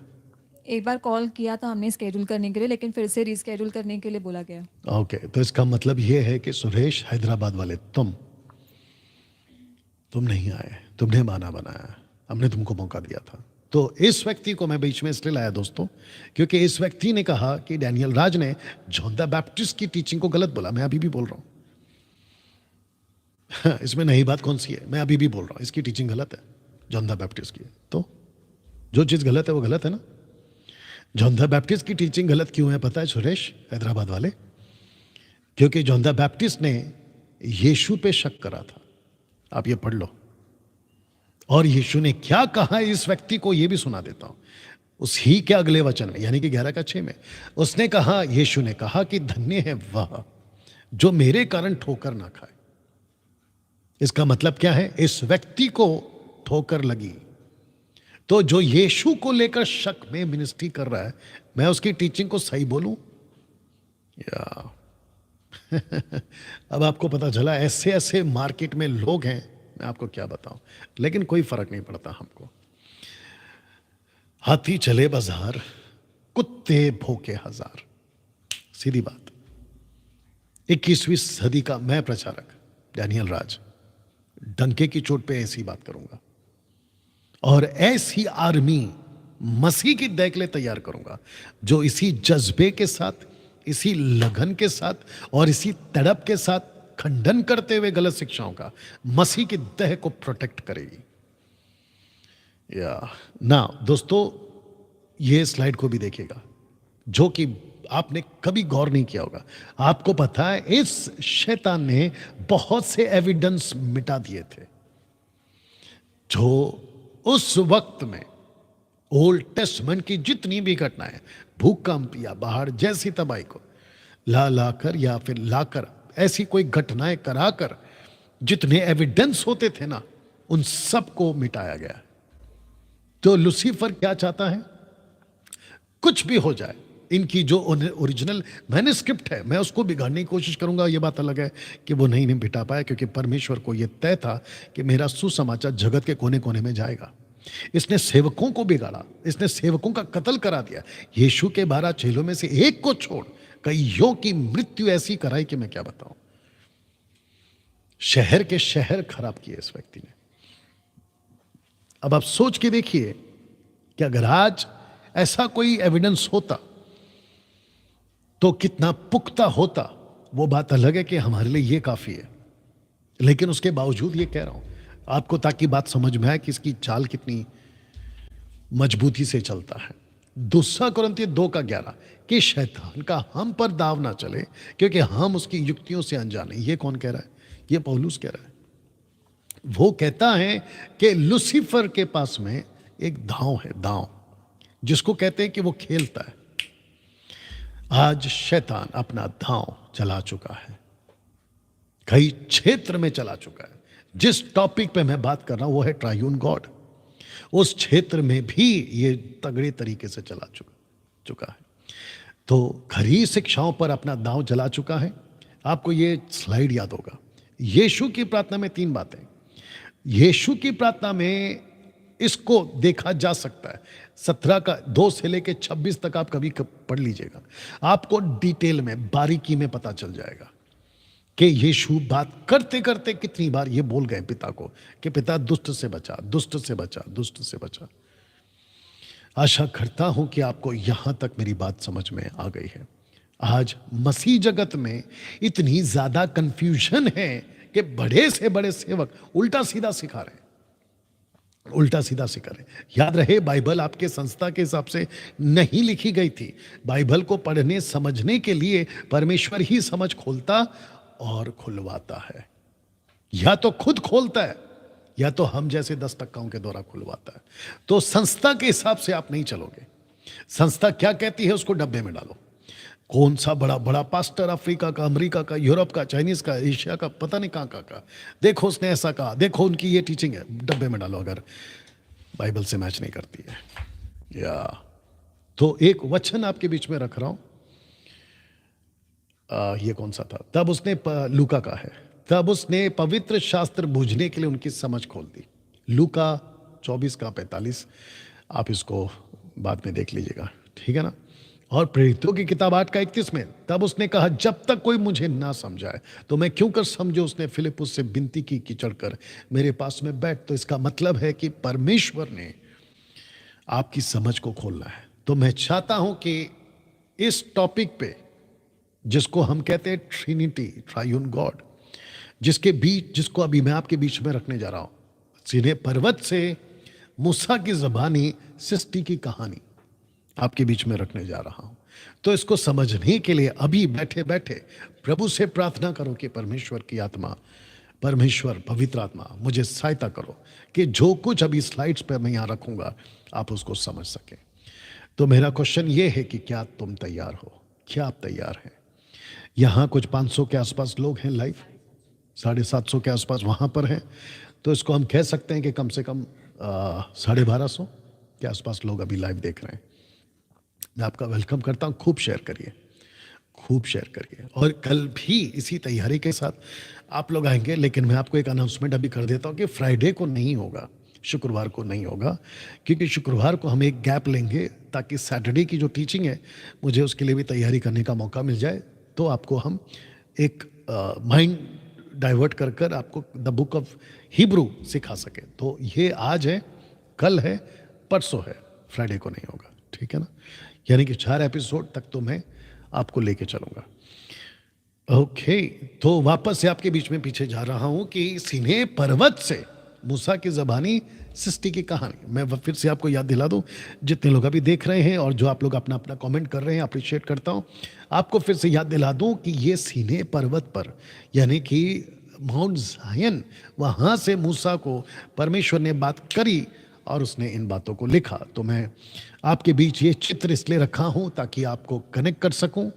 मूसा ने यहां सृष्टि को कैसे बनाया, आदम को। अब अगर आप ब्रैकेट में 2 देख पा रहे हैं तो इसका मतलब यह है कि दोनों, यानी कि आदम और हव्वा। तो जिसके चलते लिखा है कि आदम को, यानी कि आदम और हव्वा को कैसे बनाया, कहते सुना। मूसा ने सुना, मूसा ने सुना, मूसा ने देखा नहीं, मूसा ने नहीं देखा। बल्कि मूसा ने सुना, और जो जो वो सुनता था उसको मूसा लिखता था। तो जिस उत्पत्ति की किताब की पहली चैप्टर, दूसरी चैप्टर, खास करके ये दो चैप्टर, क्योंकि तीसरे चैप्टर में तो बेड़ा गर्क हो गया था, ये दो चैप्टर को आप जब पढ़ते हैं ना, तो ये अपेक्षा नहीं करना कि यहां सब लिखा होगा, बिल्कुल नहीं लिखेगा। दो चैप्टर में उतना ही लिखेगा जितना उसने सुना, और जितना उसने सुना इसका मतलब ये नहीं है कि वही काफी है या वो वहीं तक था, नहीं, उसके आगे बहुत कुछ है, उसके आगे बहुत कुछ है जो मूसा को नहीं सुनाया गया। मैं इसको फिर से दोहरा दे रहा हूं कि मूसा ने जितना सुना उतना ही लिखा, लेकिन इसका मतलब यह नहीं है कि उतना ही था वहां बहुत कुछ था। एक व्यक्ति सुन रहा है, आज से 2000 साल, मूसा की बात कर रहा हूं, मूसा के हिसाब से 2000 साल पुरानी कहानी सुन रहा है। ओके, परमेश्वर कहता है मूसा लिख, मैंने सृष्टि को पहले दिन ये बनाया, दूसरे दिन ये बनाया, तीसरे दिन ये बनाया, चौथे दिन ये बनाया, तो वो लिख रहा है। लेकिन जिसको सुन रहा है उसको पलटकर नहीं पूछा कि आप जो बोल रहे हैं आप खुद कौन हैं, वाह, आप खुद कितने हैं, एक है कि दो हैं कि तीन हैं, आप कौन हैं, कहां हैं, कैसे हैं, ये नहीं पूछा उसने, और इसकी पूछने की भी हिम्मत नहीं है। जानते क्यों? क्योंकि ये खुद कह चुका है कि मैं जब परमेश्वर को देखता हूं, माफ करना, सुनता हूं, तो मैं कांपता हूं। वाह दोस्तों, कैसा लग रहा है? अगर आप इसको समझ गए, मैं फिर से आपको किताब दिखाकर बात कर रहा हूं। मूसा ने इसको लिखा था, उत्पत्ति की किताब का पहला चैप्टर, सेकंड चैप्टर, पहला अध्याय, दूसरा अध्याय, उसको जब लिखा था ना, तो वो सिर्फ सुन रहा था, और 2000 साल बाद लिखा है। तो उसने सब कुछ नहीं पूछा, आप कौन हो, आप कैसे दिखते हो, आप लोग कितने लोग हैं, ऊपर का क्या नजारा है, नहीं। उसने कहा लिख, और वो लिखता था। और आवाज कैसी होती थी साहब? परमेश्वर की आवाज। आपको थोड़ा सा झलक दे दूं, परमेश्वर जब बात करता है तो ऐसा लगता है कि बहुत बड़ी समंदर की लहरें उठ रही है, बड़ी लहरें उठ रही है, उसकी आवाज में वो ताकत है, लहरों की शब्दों की तरह। तो इसकी तो वैसी हालत खराब है, क्योंकि इसने कभी कल्पना तक नहीं किया था कि हिब्रू का परमेश्वर, यानी कि इब्रानियों, हिब्रू लोगों का परमेश्वर, इजरायलियों का परमेश्वर मुझसे एक दिन अचानक बात करेगा। इसने सपने में भी नहीं सोचा था। इसने सोचा था कि 40 साल मैंने मिस्र में गवा दिए, 40 साल मैंने जंगल में भी बिता रहा हूं, 80 साल का तो मैं वैसे ही बुढ़ा हो गया हूं, आज नहीं तो कल मेरा वक्त आएगा, क्योंकि 120 साल का उम्र परमेश्वर ने तय किया है, उसके बाद में मैं अपने लोगों के साथ जाके सो जाऊंगा, मतलब मैं मर जाऊंगा। लेकिन इसको नहीं पता था कि मूसा को, कि परमेश्वर इसके द्वारा एक बड़ा काम करने जा रहा है, जिसको कहते हैं 5 किताबें ऐसी लिखाई, जिसको आज पूरी दुनिया मानती है। आवाज चेक करते रहना बीच बीच में, जिसको आज पूरी, या अगर आप इस लाइन को नहीं समझे तो फिर ये जो बाकी लोग पूछते रहते ना, अच्छा फिर वो कहां था, अच्छा फिर ये कहां था, अभी इनका एक आधा बता देता हूं। कुछ लोग कहते हैं कि जब परमेश्वर को पता था कि आदम गलती करने वाला है, वो फल खाने वाला है, तो वो पेड़ को लगाया ही क्यों? इसकी पूछने की हिम्मत आपकी होगी? आपकी नहीं हो सकती साहब हिम्मत। जब परमेश्वर नीचे आते थे ना, आपको पता है ना, जब रॉकेट उड़ता है नीचे से, अभी आप लोगों ने देखा होगा 4-5 रॉकेटों को ऊपर जाते हुए, उसके आसपास के कई हजारों फीट लोग उसके आसपास भी नहीं खड़े रहते। सोच के देखिए, ये तो खुद परमेश्वर है जिसने आग बनाया। वो जब नीचे उतरता था ना, तो पूरी की पूरी सीनाई पर्वत कांपती थी। आसपास का पूरे लोगों को पता चल जाता था कि इनका हिब्रू का परमेश्वर आ गया है, इजरायलियों का परमेश्वर आ गया। ये था। और ऐसे हालत में मूसा क्या पूछेगा कि भाई, जब आपको पता था वो फल खाने वाला है, तो आपने पेड़ क्यों लगाया? हमारी औकात भी है पूछने की? किसी की औकात भी है पूछने की? ऐसा क्यों हुआ, वैसा क्यों हुआ? जो लिखा है चुपचाप पढ़ा करो, जो लिखा है उसको ही समझा करो। जो लिखा है उसको नहीं समझते, जो नहीं लिखा है उसको समझना चाहते। ये मुसीबत है। जो लिखा है बाइबल में उसको नहीं पढ़ते, जो नहीं लिखा है वो कहां लिखा वो बताओ। हद है साहब तुम लोगों की। एक स्क्रिप्चर रख रहा हूं जहां प्रूफ होता है कि ये सीने पर्वत पर था। ये देख लीजिए, चित्र से कनेक्ट किया हूं मैंने, और मैं चाहता हूं कि आप इसको थोड़ा सा समझेंगे। निर्गमन की किताब उसका 34 का 32, the book of Exodus chapter 34 verse 32 लिखा है कि उसके इसके बाद सब इजरायली पास आए और जितनी आज्ञाएं यहोवा ने सीने पर्वत पर, मैंने आपसे क्या कहा था कि इससे बातें कहां पर हुई है? सीने पर्वत पर। तो लिखा है कि सीने पर्वत पर उसके साथ बातें करने के समय दी थी, वे सब उसने उन्हें बताई। तो परमेश्वर क्या करता था? मूसा को कहता था लिख। क्यों? क्योंकि मूसा हाईली एजुकेटेड था, हाईली एजुकेटेड। जिस कॉलेज से उसको डिग्री मिली थी ना, वो इजिप्ट था। और आपको पता होगा कि इजिप्ट 7 वंडर्स में से एक आता है। इजिप्ट का पिरामिड 7 वंडर में एक आता है। आप सोच के देखिए, तब भी और आज भी ऐसी बहुत सारी बातें हैं इजिप्ट की जो अपने आप में वंडर है, अपने आप में अद्भुत है। ये बंदा वहां का था। और इसकी पढ़ाई की लेवल सोचो, इसकी लिखाई की लेवल सोचो। You understand?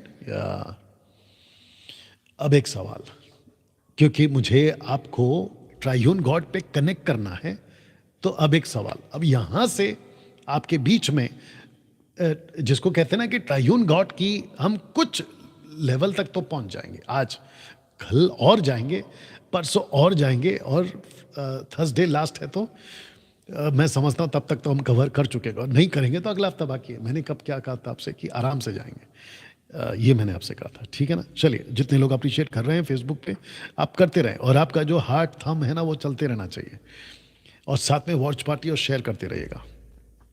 ओके, अब एक सवाल क्या है? पहला चित्र देख लो, और सवाल है ये, परमेश्वर मूसा को किस नाम से मिला? किस नाम से मिला? Question mark. और जवाब है यहोवा।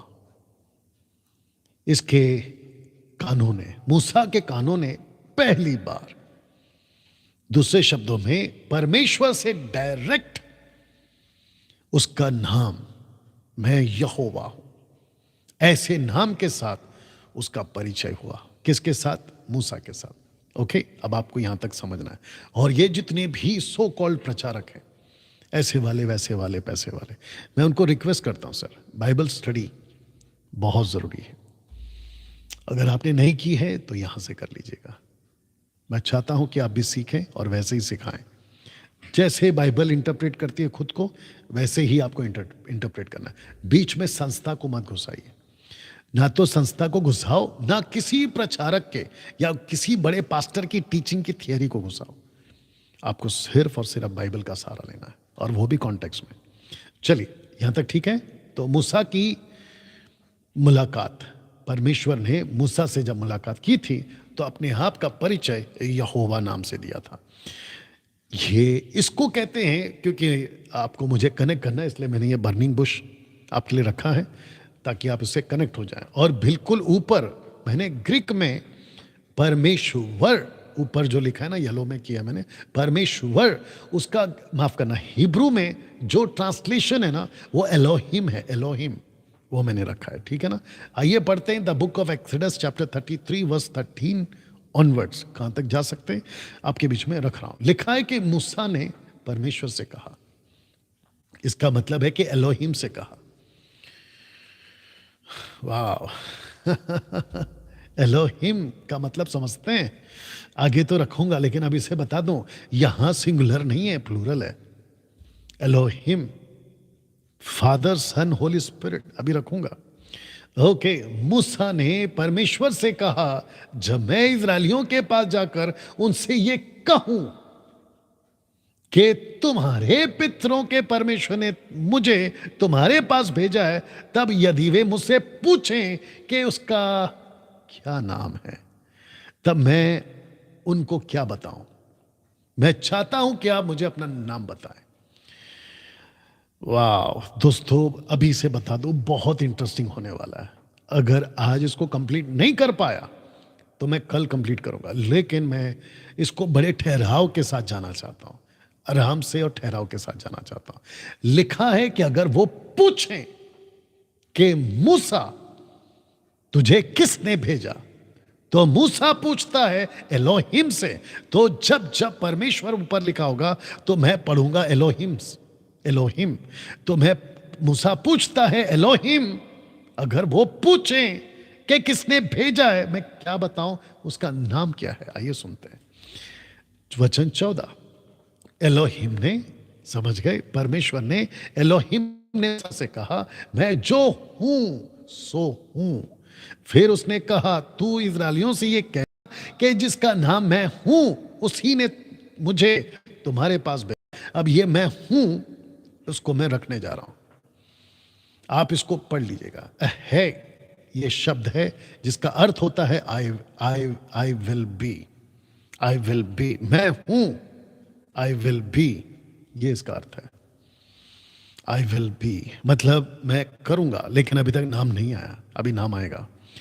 वचन 15, फिर परमेश्वर ने मूसा से यह भी कहा कि तू इस्राएलियों से ये कहना कि तुम्हारे पितरों का परमेश्वर एलोहिम, अर्थात इब्राहिम का परमेश्वर एलोहिम, इसहाक का परमेश्वर एलोहिम, याकूब का परमेश्वर एलोहिम, यहोवा, यहोवा, अब यहां पे नाम आया, यहोवा उसी ने मुझको तुम्हारे पास भेजा है। देख सदा तक मेरा नाम यही रहेगा और पीढ़ी पीढ़ी में मेरा स्मरण इसी से हुआ करेगा। तो परमेश्वर का नाम क्या है दोस्तों? परमेश्वर का नाम है, यानी कि एलोहिम का नाम मूसा को जो दिया वो दिया था यहोवा, वो दिया था यहोवा। ऐसा लग रहा है अभी तक कनेक्ट हुए आप? तो मैं आप सबसे पूछूंगा, परमेश्वर ने खुद को पहले किससे परिचय करवाया? Elohim, triune God, plural form, father son holy spirit, ये तो आप लोग जानते हैं, लेकिन मैं आगे सफाई कर दूंगा, खास करके वन गॉड वालों को, ठीक है ना? और जितने वन गॉड वाले टीचर, वन गॉड वाले प्रीचर अभी मुझे देख रहे हैं, बहुत ध्यान से सुनो, बकवास की टीचिंग मत दिया करो, यू अंडरस्टैंड? बकवास की टीचिंग मत दिया करो, बाइबल को ठीक से पढ़ो फिर बात किया करो। तो फिर से कह दे रहा हूं कि जब ऊपर पढ़ते हैं ना 13 में, तो वहां है एलोहिम। जब वचन को आप 15 को पढ़ते हैं कि मेरा नाम यहोवा है, तो शब्द यहोवा आपके बीच में रख रहा हूं। शब्द यहोवा इंग्लिश में लॉर्ड, LORD, और वो भी सब कैपिटल। कम से कम 7,000 से भी ज्यादा टाइम बाइबल इसको रिकॉर्ड करती है। यहोवा शब्द लॉर्ड 7,000 टाइम्स बाइबल में रिकॉर्ड हुआ है, 7,000 टाइम। हिब्रू में यहोवा अदोनाई, ग्रीक में कैरियोस, कैरियोस, कैरियोस ये शब्द है। तो यहोवा इस नाम से परमेश्वर ने अपनी पहचान, आपके बीच में फिर पीछे जा रहा हूं, यहोवा नाम से कराई। लेकिन यहोवा ने यह नाम क्यों दिया, इन सब की चर्चा अब यहां से आपके बीच में करने जा रहा हूं। यहोवा नाम क्यों? यहोवा एक ही है, ऐसा क्यों? यहोवा नाम क्यों और यहोवा एक ही है, ऐसा क्यों? इन सब का जवाब आज, कल, परसों, तरसों, जैसा मैंने कहा कि टिल थर्सडे तक आपको मैं ये दिला, ठीक है? यहोवा नाम क्यों, यहोवा एक ही है, ऐसा क्यों? आइए बहुत ध्यान दीजिएगा। इज़राइल या इज़राइली, इज़राइल राष्ट्र हमेशा से कई देवी देवताओं से घिरा हुआ था, जिसको कह सकते हैं कि इज़राइल जब अब्राहम को बुलाया तब, इसहाक का टाइम उस वक्त, याकूब का वक्त उस वक्त, यूसुफ का भी वक्त उस वक्त, और जब 430 साल की गुलामी इजिप्ट में थी, कम से कम 2,500 इजिप्ट के देवी देवता, 2,500, more than 2,500 God and goddess आपको मिस्र में मिल जाएंगे, इजिप्ट में मिल जाएंगे। आप गूगल पे टाइप कर लो, मिल जाएगा आपको, ठीक है ना? तो लिखा है कि इन सबको, इनके आसपास में ये घूमते थे, कई देवी देवताओं के आसपास में ये लोग घूमते थे। फिर यूट्यूब पे कितने लोग हैं? 800। Okay, you understand? ये वजह क्या है? यहोवा नाम क्यों? यहोवा एक ही है, ऐसा क्यों? ये जो शब्द है ना, यहोवा एक ही है, ये खास करके वन गॉड वाले, जो ट्रायून को मानते नहीं है, उन्होंने क्या किया पता है? देखो लिखा है one God, one God, one God, मैं अकेला यहोवा, मैं अकेला। आज सब आपके बीच में रखूंगा, अगर आज नहीं रख पाया तो कल रखूंगा, वक्त के हिसाब से, ठीक है ना। इजराइल राष्ट्र हमेशा से कई देवी देवताओं से घिरा हुआ था ना। डैनियल भाई कैसे बोल सकते हैं? इसका प्रूफ क्या है? ये लीजिए, आइजाया चैप्टर 44 वर्स 6, यहोवा जो इजराइल का राजा है, अर्थात सेनाओं का यहोवा जो उसका छुड़ाने वाला है, वह यूं कहता है, मैं सबसे पहला हूं और मैं ही अंत तक रहूंगा, मुझे छोड़ कोई परमेश्वर है ही नहीं। तो जैसे ही इसको पढ़ते वन गॉड वाले, जैसे ही इसको पढ़ते हैं जहोवा विटनेस वाले, जैसे ही इसको पढ़ते हैं एंटी ट्रायून गॉड वाले, मतलब वो जो नहीं मानते, वो कहते देखो लिखा है कि मुझे छोड़ कोई परमेश्वर नहीं है। अब आपको सबको पता है कि बाइबल को जब हम पढ़ते हैं तो संदर्भ में पढ़ना है, संदर्भ में, कॉन्टेक्स्ट में पढ़ना है। ये लाइन अगर कही है, खास करके ये इसकी बात कर लेते हैं, तो ये क्यों कही है, इसके पीछे का मकसद क्या है, तो मैं एक एक करके सब रखूंगा। तो ये था वचन 6, अब आ गया वचन 8, मैंने जंप किया है, ठीक है ना। लिखा है मत डरो और ना भयभीत हो। क्या मैंने प्राचीन काल ही से ये बातें तुम्हें नहीं सुनाई और तुम पर प्रकट नहीं की? Question mark. तुम मेरे साक्षी हो। क्या मुझे छोड़ कोई और परमेश्वर है? नहीं, मुझे छोड़ कोई चट्टान नहीं, मैं किसी और को नहीं जानता। वाह, मैं किसी और को नहीं जानता, इसका अर्थ क्या है मैं आपको बता देता हूं। मैं किसी और को नहीं जानता, इसका मतलब है कि कॉन्टेक्स्ट में कह रहा है, अभी जो रखूंगा, कहता है कि मुझे परमेश्वर को छोड़। मैं जब सृष्टि को बना रहा था, बहुत ध्यान से सुनना होगा, बड़ी गहरी बात बोल रहा हूं, मैं जब सृष्टि को बना रहा था तो मैंने अपने आसपास में किसी और गॉड को नहीं देखा। वाह, मैं जब सूरज को कह रहा था ना बन जा, तो वहां किसी और गॉड को नहीं देखा। मैंने कहा जब चांद बन जा, तो मैंने किसी और गॉड को नहीं देखा। मैंने इनमें से किसी को नहीं देखा।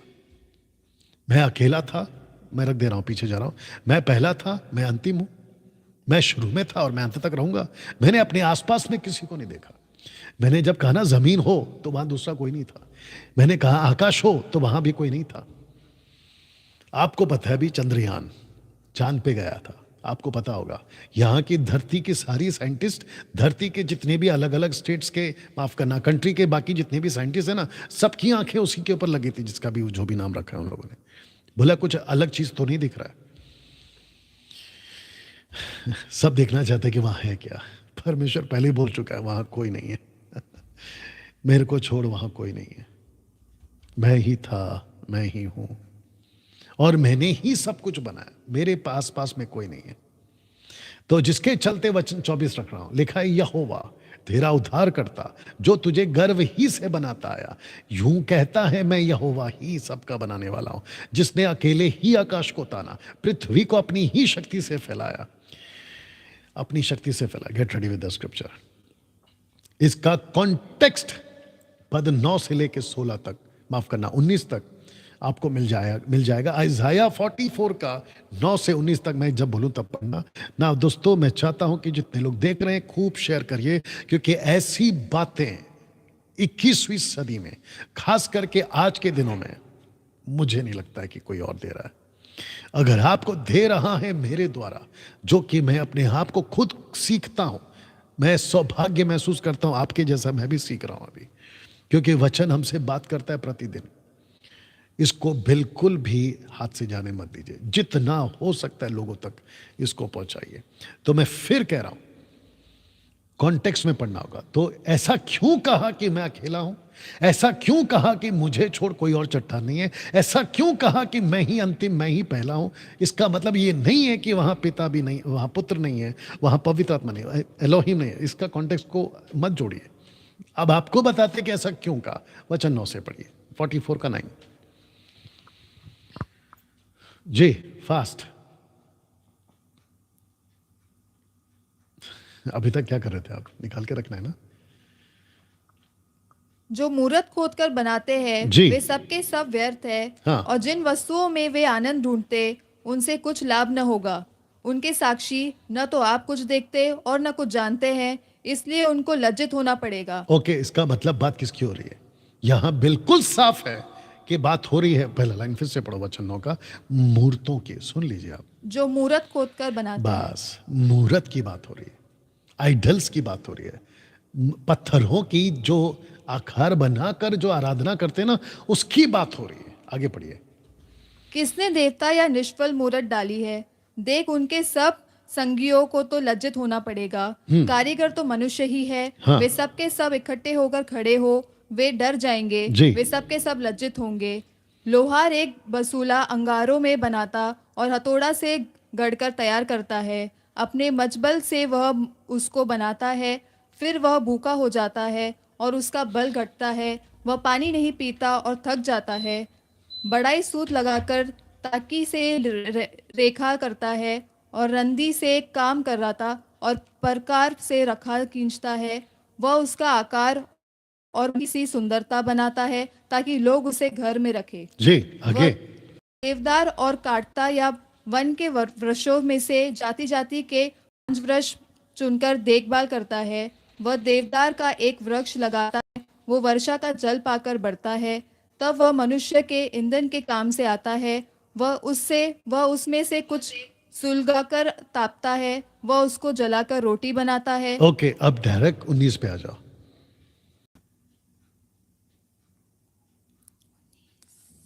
जी। कोई इस पर ध्यान नहीं करता और न किसी को इतना ज्ञान या समझ रहती है कि वह कह सके, उसका एक भाग तो मैंने जला दिया और उसके कोयलों पर रोटी बनाई और मांस भून कर खाया है। फिर क्या मैं उसके बचे हुए भाग को घिनौनी वस्तु बनाऊं? ओके, इसको कह रहा है कि जो इस कारीगर ने मूर्ति बनाई, लकड़ी से, पत्थर से, किसी से भी बनाए, उसका एक हिस्सा लेकर वो घृणित वस्तु बना रहा है और बाकी बचे हिस्से से वो अपना रोटी पका रहा है। ये मतलब है। तो परमेश्वर कहता है, जो इंसान का बनाया हुआ, लकड़ी का, प्लास्टिक का, पत्थर का, लोहे का, इसका उसका, तुम उसको कैसे ईश्वर कह सकते हो? आप जब कल आओगे तो मैं आपको बताऊंगा कि ईश्वर किसको कहते हैं और ईश्वर की जो ताकत है ना, वो किस लेवल पे है, जिसको हम यहोवा कह रहे हैं। अभी मूसा को परमेश्वर ने अपनी पहचान ऐसे दी। तो जब कभी भी आप ये वचन पढ़ें तो आपको समझना बहुत जरूरी है कि इस्राएलियों को, क्योंकि वो कई देवी देवताओं से आपको घेरे हुए थे और वो जब भी ट्रैवल करते थे तो उनके चारों तरफ में अन्य जातियों के देवी देवता होते थे और वो क्या करते थे, इनसे अपनी आराधना करवाते थे। लड़के फंसते थे लड़की के चक्कर में, उनके कल्चर के, उनकी लड़कियां फंसते थे इनके लड़के के चक्कर में, और उसके बाद में एक ही चीज होता था और वो होता था आइडल वर्शिप, मूर्ति पूजा। और परमेश्वर को सबसे ज्यादा नफरत होती थी मूर्ति पूजा से। तो कॉन्टेक्स्ट में ट्रायून गॉड नहीं है, यहाँ अपने मुंबई का ही है। वो कहता है कि देखो ये स्क्रिप्चर है, देखो ये स्क्रिप्चर है। अगर वो अभी देख रहा है, तुम हमारी बात कर रहा हूं, उल्टा सीधा मत सिखाओ, क्योंकि कॉन्टेक्स्ट में यहां ट्रायून गॉड है ही नहीं। परमेश्वर का दास यशाया परमेश्वर यहोवा को इस वजह से कह रहा है कि मैं अकेला हूं, मेरे पास कोई नहीं है, मेरे अलावा कोई नहीं है, मैं ही पहला था, मैं ही अंत हूं, मेरे अलावा कोई चट्टान नहीं है। वो कॉन्टेक्स्ट में मूर्तियों की तुलना में बात कर रहा। वाह! तब जाकर ये जो एंटी ट्रायून गॉड वाले होते हैं, सब ठीक है, ये जो एंटी ट्रायून गॉड वाले, मतलब ट्रायून गॉड को नहीं मानने वाले, उसको मैं एंटी कह रहा हूं, ठीक है ना। वो कहते हैं कि देखो यशाया व्यवस्था विवरण 6:4 में क्या लिखा, डिटरनॉमी 6:4। आज उसका भी पोस्टमार्टम करेंगे, यानी कि आपके बीच में दूध का दूध और उसको पानी का पानी करेंगे। मैं देखूंगा कि मैं कहां तक जा सकता हूं। अगर बीच में लगा कि वक्त हो रहा है तो मैं रोक दूंगा, चिंता मत करिए, कल वहीं से शुरू करेंगे। आइए इसको पढ़ते हैं। लिखा है कि हे इज़राइल सुन, यहोवा हमारा परमेश्वर यहोवा एक ही है, जिसको इंग्लिश में किंग जेम्स बाइबल कहती है, hear O Israel the Lord our God is one Lord. तो यहां पे कितना शब्द है? यहां पे 2 शब्द है, एक है यहोवा और दूसरा क्या है? परमेश्वर, जिसको मैं आपके बीच में रख दे रहा हूं, ये वाला लाइन डिटरनॉमी 6:4। आप बिल्कुल ऊपर आराम से देख सकते हैं इसमें लिखा है यहोवा, यावे, यहोवा, और नीचे लिखा है गॉड यानी कि एलोहिम। तो किसको उल्लू बना रहे थे तुम लोग अभी तक वन गॉड वाले? बाइबल को ठीक से नहीं पढ़े आप लोगों ने, जिसके चलते वन गॉड वाले लोग तुम्हारे सर पे चढ़ के बैठ गए। और जिनको तकलीफ है ना ट्रायून गॉड कहां है कहां है, अब तक तो आपको पता चल ही गया होगा, लेकिन अभी तक तो हम है ना अंदर घुसकर बैठे नहीं है, कल परसों से बैठना शुरू करेंगे। लेकिन आपको अभी से तो पता चल गया ना कि ये क्या लेवल का टीचिंग है।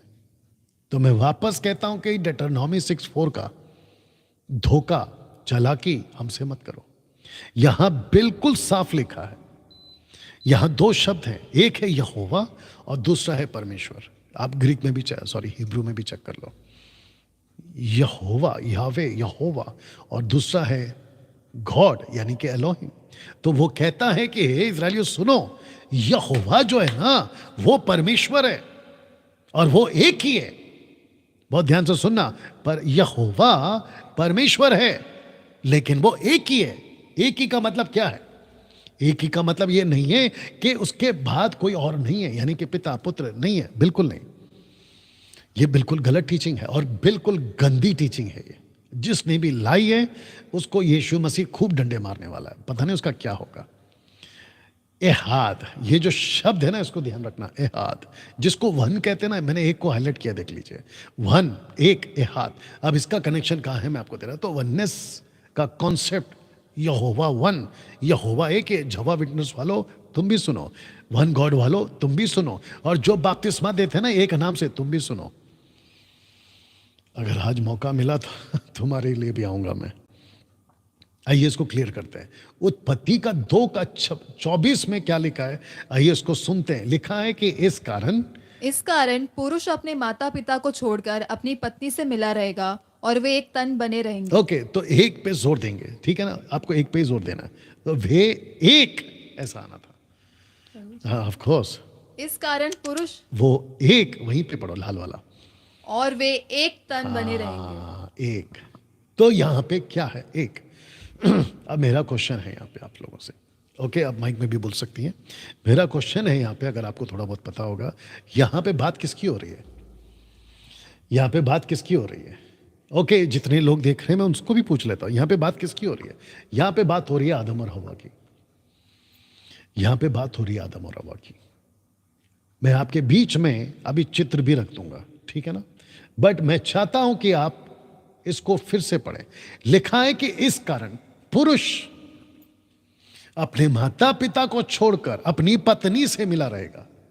तो आदम और हवा यहां पे, और जिसको परमेश्वर कहता है कि जब वो एक आपस में हो जाते हैं तो उनको नाम देता है कि वो एक तन है, एक तन। अब इसका ट्रांसलेशन आपके बीच में रख रहा हूं, और ट्रांसलेशन बिल्कुल वही है, एहाद। मैं रखूंगा भी ये वाला एहाद, ये देखिए एहाद या एहाद, प्रोनाउंसिएशन देख लीजिएगा, ठीक है ना। अब ये रहा आदम और हवा, जानते हो, पढ़ो 22 को पढ़ो जी। मैं चाहता हूं कि आप इसको पढ़ें और आपको पता चले जी। और यहोवा परमेश्वर ने उस पसली को जो उसने आदम में से निकाली थी स्त्री बना दिया और उसको आदम के पास ले आया। बस, तो इसको कहते हैं कि परमेश्वर ने आदम को गहरी नींद में डाला, और यहां पे लिखा है पसली, इंग्लिश में होगा रिब, लेकिन आप अगर समझोगे ओरिजिनल मैन्युस्क्रिप्ट के हिसाब से तो कहते हैं साइड, फ्रॉम ही साइड, उसके साइड से उसने औरत को बनाया। तो मेरा क्वेश्चन यह है कि औरत निकली कहां से? आदम से। आदम और हवा आपस में क्या हुआ है? वन बीइंग, एक अस्तित्व, एक जिसको कहते हैं वन बीइंग। तब जाकर परमेश्वर कहता है मूसा के द्वारा ये एक तन है। तो ट्रांसलेशन जो यहां पे एहाद है, या एहाद, जो यही ट्रांसलेशन आपको यहां पे भी मिल रहा है। जब परमेश्वर ने कहा कि एक तन है, तो मेरा क्वेश्चन ये है कि थे कितने? दो। तो आपको दूध का दूध पानी का पानी हो जाए, इसलिए ये चित्र बनाया हो।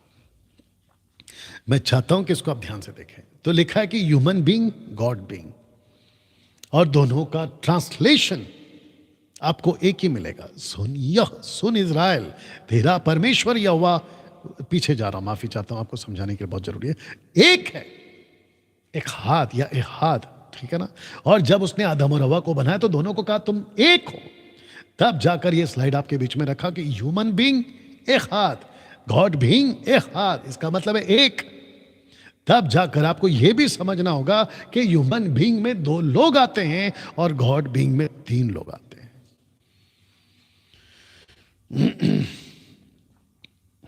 कैसा लग रहा है?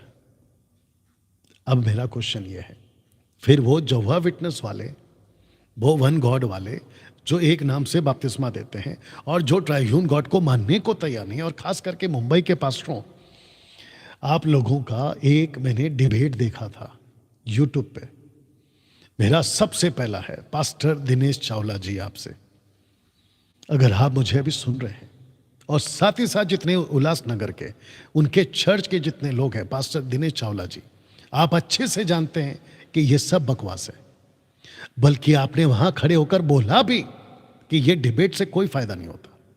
मेरी आपसे रिक्वेस्ट है दिनेश चावला जी, हम अच्छे दोस्त हैं, आगे भी रहेंगे, इनको मौका मत दीजिए, ऐसी मूर्खता की हरकत करने का मौका मत दीजिए, क्योंकि उस डिबेट से कुछ नहीं हुआ, आप भी जानते हैं। उस डिबेट से कुछ नहीं हुआ, आप भी जानते हैं। बल्कि आपको इतना गुस्सा आया कि आपने तिमोथी का वो लेटर भी पढ़वाया कि शब्दों को लेकर तर्क ना करें, उससे लोग बिगड़ जाते हैं। मैं अप्रिशिएट करता हूं उसके लिए आपका, लेकिन मुझे गुस्सा आ रहा है उन लोगों पर जो डिबेट के लिए वहां पर बैठे थे या कर रहे थे। कम से कम मुंबई के अंदर ये मत करो। और जितने पास्टर्स हैं, आप खुद भी जानते हैं, अगर आपकी हैसियत नहीं है डिबेट करने की तो वहां खड़े क्यों हो जाते हो? क्योंकि वो डिबेट को देख मुझे बड़ा गुस्सा आ रहा था कि ये बात कर क्या रहा है।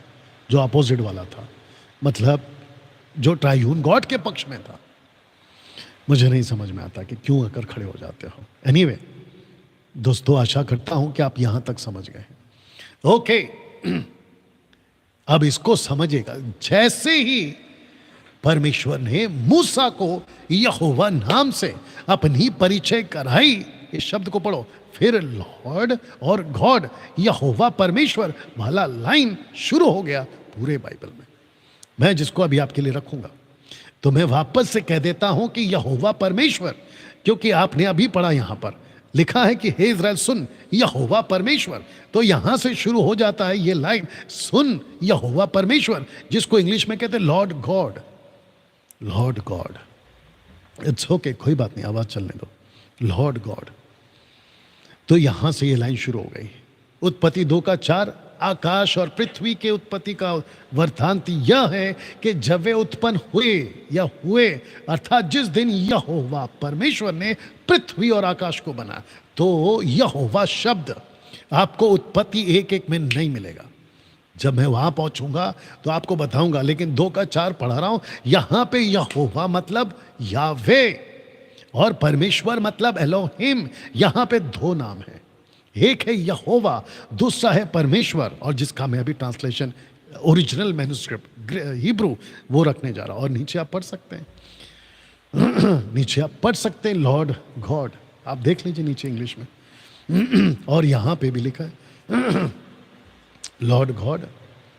तो जिसको कहते हैं ना कि लॉर्ड गॉड, आपको जो ये वन गॉड वाले हैं ना, ये उल्लू बना रहे हैं कि देखो ये फिर क्या है। ये रहा ट्रांसलेशन। जितनी भी ट्रांसलेशन है सब देख लीजिएगा, आपके बीच में रख दिया। लॉर्ड LORD कैपिटल, सब के सब कैपिटल। तो O Israel, the Lord our God, the Lord is one, the Lord is one. लेकिन लॉर्ड आवर गॉड, तो जो यहोवा है ना, वो परमेश्वर है। ऐसा क्यों, मैं आगे रखूंगा इसको। और ये ले लीजिए आप, जेनेसिस चैप्टर 2:4, डिटरनॉमी 6:4, आप देख लीजिएगा। इज़राइल यहोवा, फिर कहता है एलोहिम गॉड, यहां पर 2:4 में ऊपर क्या है यहोवा, नीचे क्या है एलोहिम। वाह। तो इसको कहते हैं कि गॉड बिकेम लॉर्ड। यहां पर क्या चल रहा था? Lord and God. अब यहां पे क्या है? God became Lord. लॉर्ड का मतलब है यावे, यहोवा। और जेनेसिस 1:1 अभी मैं रखने जा रहा हूं। यहां से आपको कॉन्सेप्ट पता चल जाएगा। और मैं आपको यह भी बता दूं कि अगर गॉड गॉड कहते थे, अगर यहोवा नहीं कहते थे, तो फिर लोगों को जो कि निकल के आ रहे हैं ना अन्य जातियों में से, कई देवी देवताओं के बीच में से, उनको कैसे पता चलेगा? क्योंकि वो भी कहते हैं, वो भी कहते हैं कि हमारा भी लॉर्ड है। लेकिन कौन सा लॉर्ड? एलोहिम। एलोहिम एक ही था, एक ही है, एक ही रहेगा। इस लॉर्ड ने, जिसको यहोवा कहते हैं, अपनी आइडेंटिटी एलोहिम के नाम से कराई है। कैसे प्रूफ होता है? ये लीजिए। In the beginning God, plural form, created the heaven and the earth. आपको हिंदी में रख दे रहा हूं। आदि में परमेश्वर ने आकाश और पृथ्वी की सृष्टि की। ये रहा उसका ओरिजिनल मैन्युस्क्रिप्ट। हिब्रू लिखा है गॉड, यहां पे आपको लॉर्ड नहीं मिलेगा। तो लिखा है गॉड बिकेम लॉर्ड। कब? लेकिन जेनेसिस 1 में आपको लॉर्ड नहीं मिलेगा, आपको सिर्फ गॉड मिलेगा। कौन सा गॉड? एलोहिम। अब बताइए, अब बताइए दोस्तों, यहां तक ठीक बात समझ में आ गई? यही वजह है कि मैं बहुत ठहराव के साथ में आपको बाइबल के बातों से ही आपको सिखा रहा हूं। तो जिसके चलते लिखा है कि अब जोर का झटका धीरे से आपके बीच इसको रखने जा रहा हूं। और मुझे नहीं पता कि मैं इसको कहां तक रख पाऊंगा, लेकिन आप इसको समझिएगा, बात को जानिएगा, ताकि परमेश्वर आपके और मेरे बीच में काम कर सके और हम सबको प्रभु खरी शिक्षाओं में लेके चल सके। तो वापस से कहता हूं, गॉड बिकेम लॉर्ड, क्योंकि परमेश्वर ने मूसा को अपनी पहचान लॉर्ड, LORD कराई, यानी कि यहोवा। लेकिन जो यहोवा है ना, वो एलोहिम है, गॉड है वो। तो अब झोर का झटका धीरे से, ये क्या है? आइए सुनते। आज ये नाम कौन है? आज ये नाम कौन है? आज आज आज प्रेजेंट में ये नाम कौन है? Are you ready for this? रख रहा हूं आपको एक प्रार्थना दोहरा देते हैं जो यीशु ने की है, और इसको मैं पढ़ूंगा, ठीक है ना? और जितने फेसबुक और यूट्यूब पर हैं, मैं चाहता हूं कि खूब शेयर करें और लोगों तक इसको खूब फैलाएं, ठीक है ना जी? यूट्यूब पे कितने लोग हैं अभी? ओके, 780+ और यहाँ पर हैं 380। तो इसका मतलब ये है कि आप में से कुछ लोग जुड़े हैं और कुछ लोगों का शायद कोई दिक्कत होगा, लेकिन आप लोग लगातार बने रहें।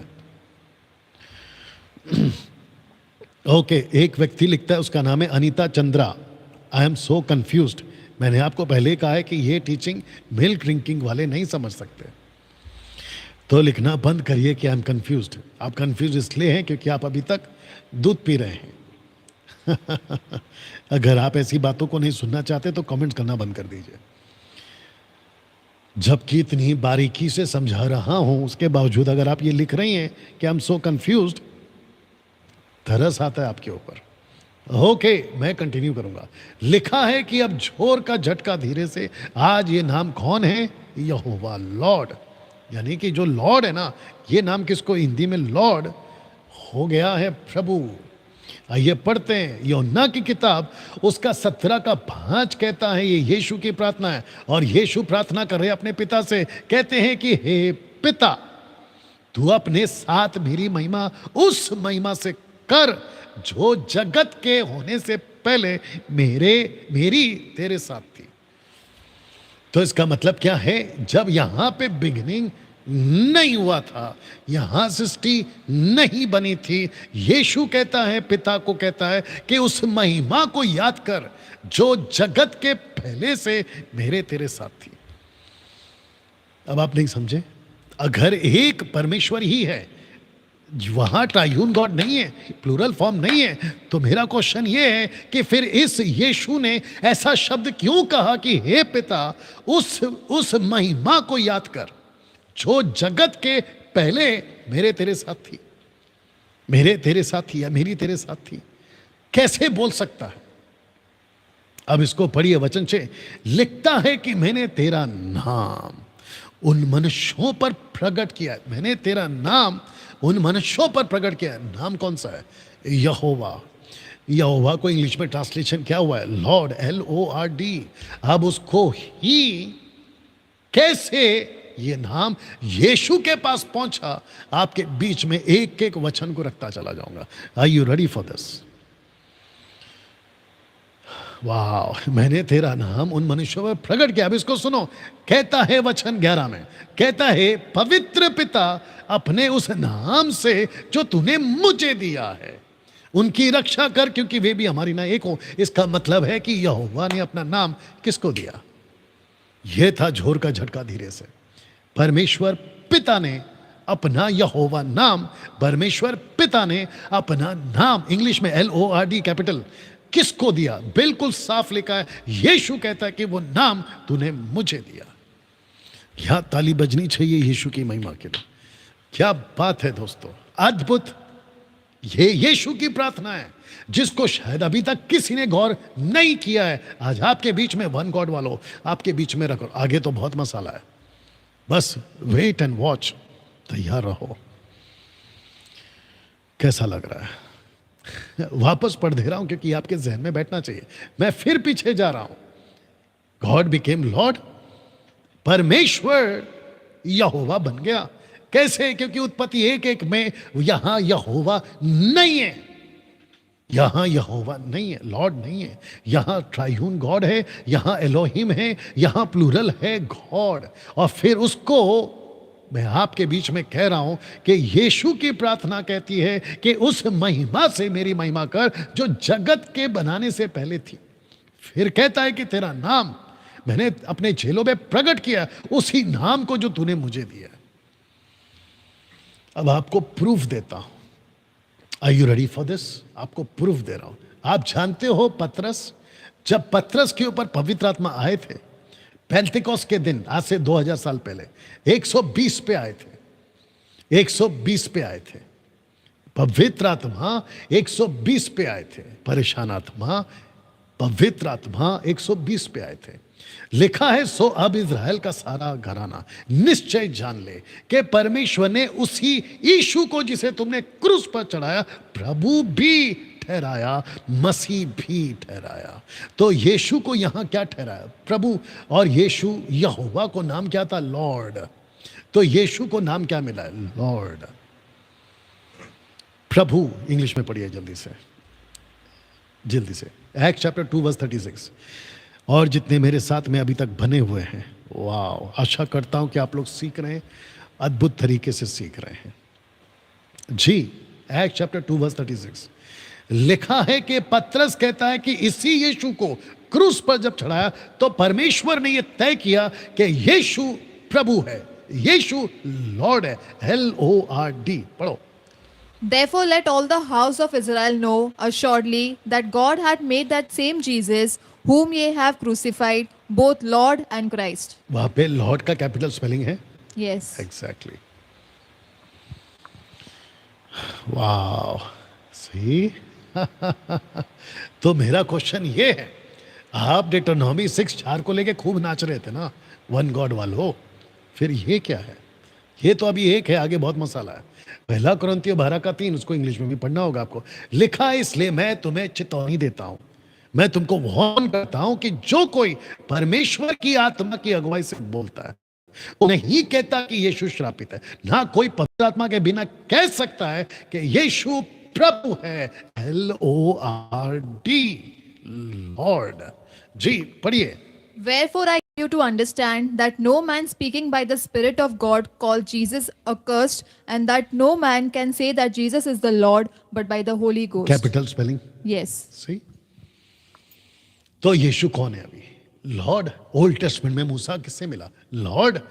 इजरायलियों ने 7000 बार, इतनी बार 7000 टाइम्स किसको कहा? लॉर्ड, लॉर्ड, लॉर्ड, लॉर्ड, परमेश्वर यहोवा को। लेकिन यहोवा खुद कहता है यीशु से, अपने बेटे से, क्योंकि 17 का यूहन्ना 17 का प्रार्थना आपको मैं अभी बता चुका हूं कि यीशु कहता है कि वो नाम तूने मुझे दे दिया, वो नाम तूने मुझे दे दिया।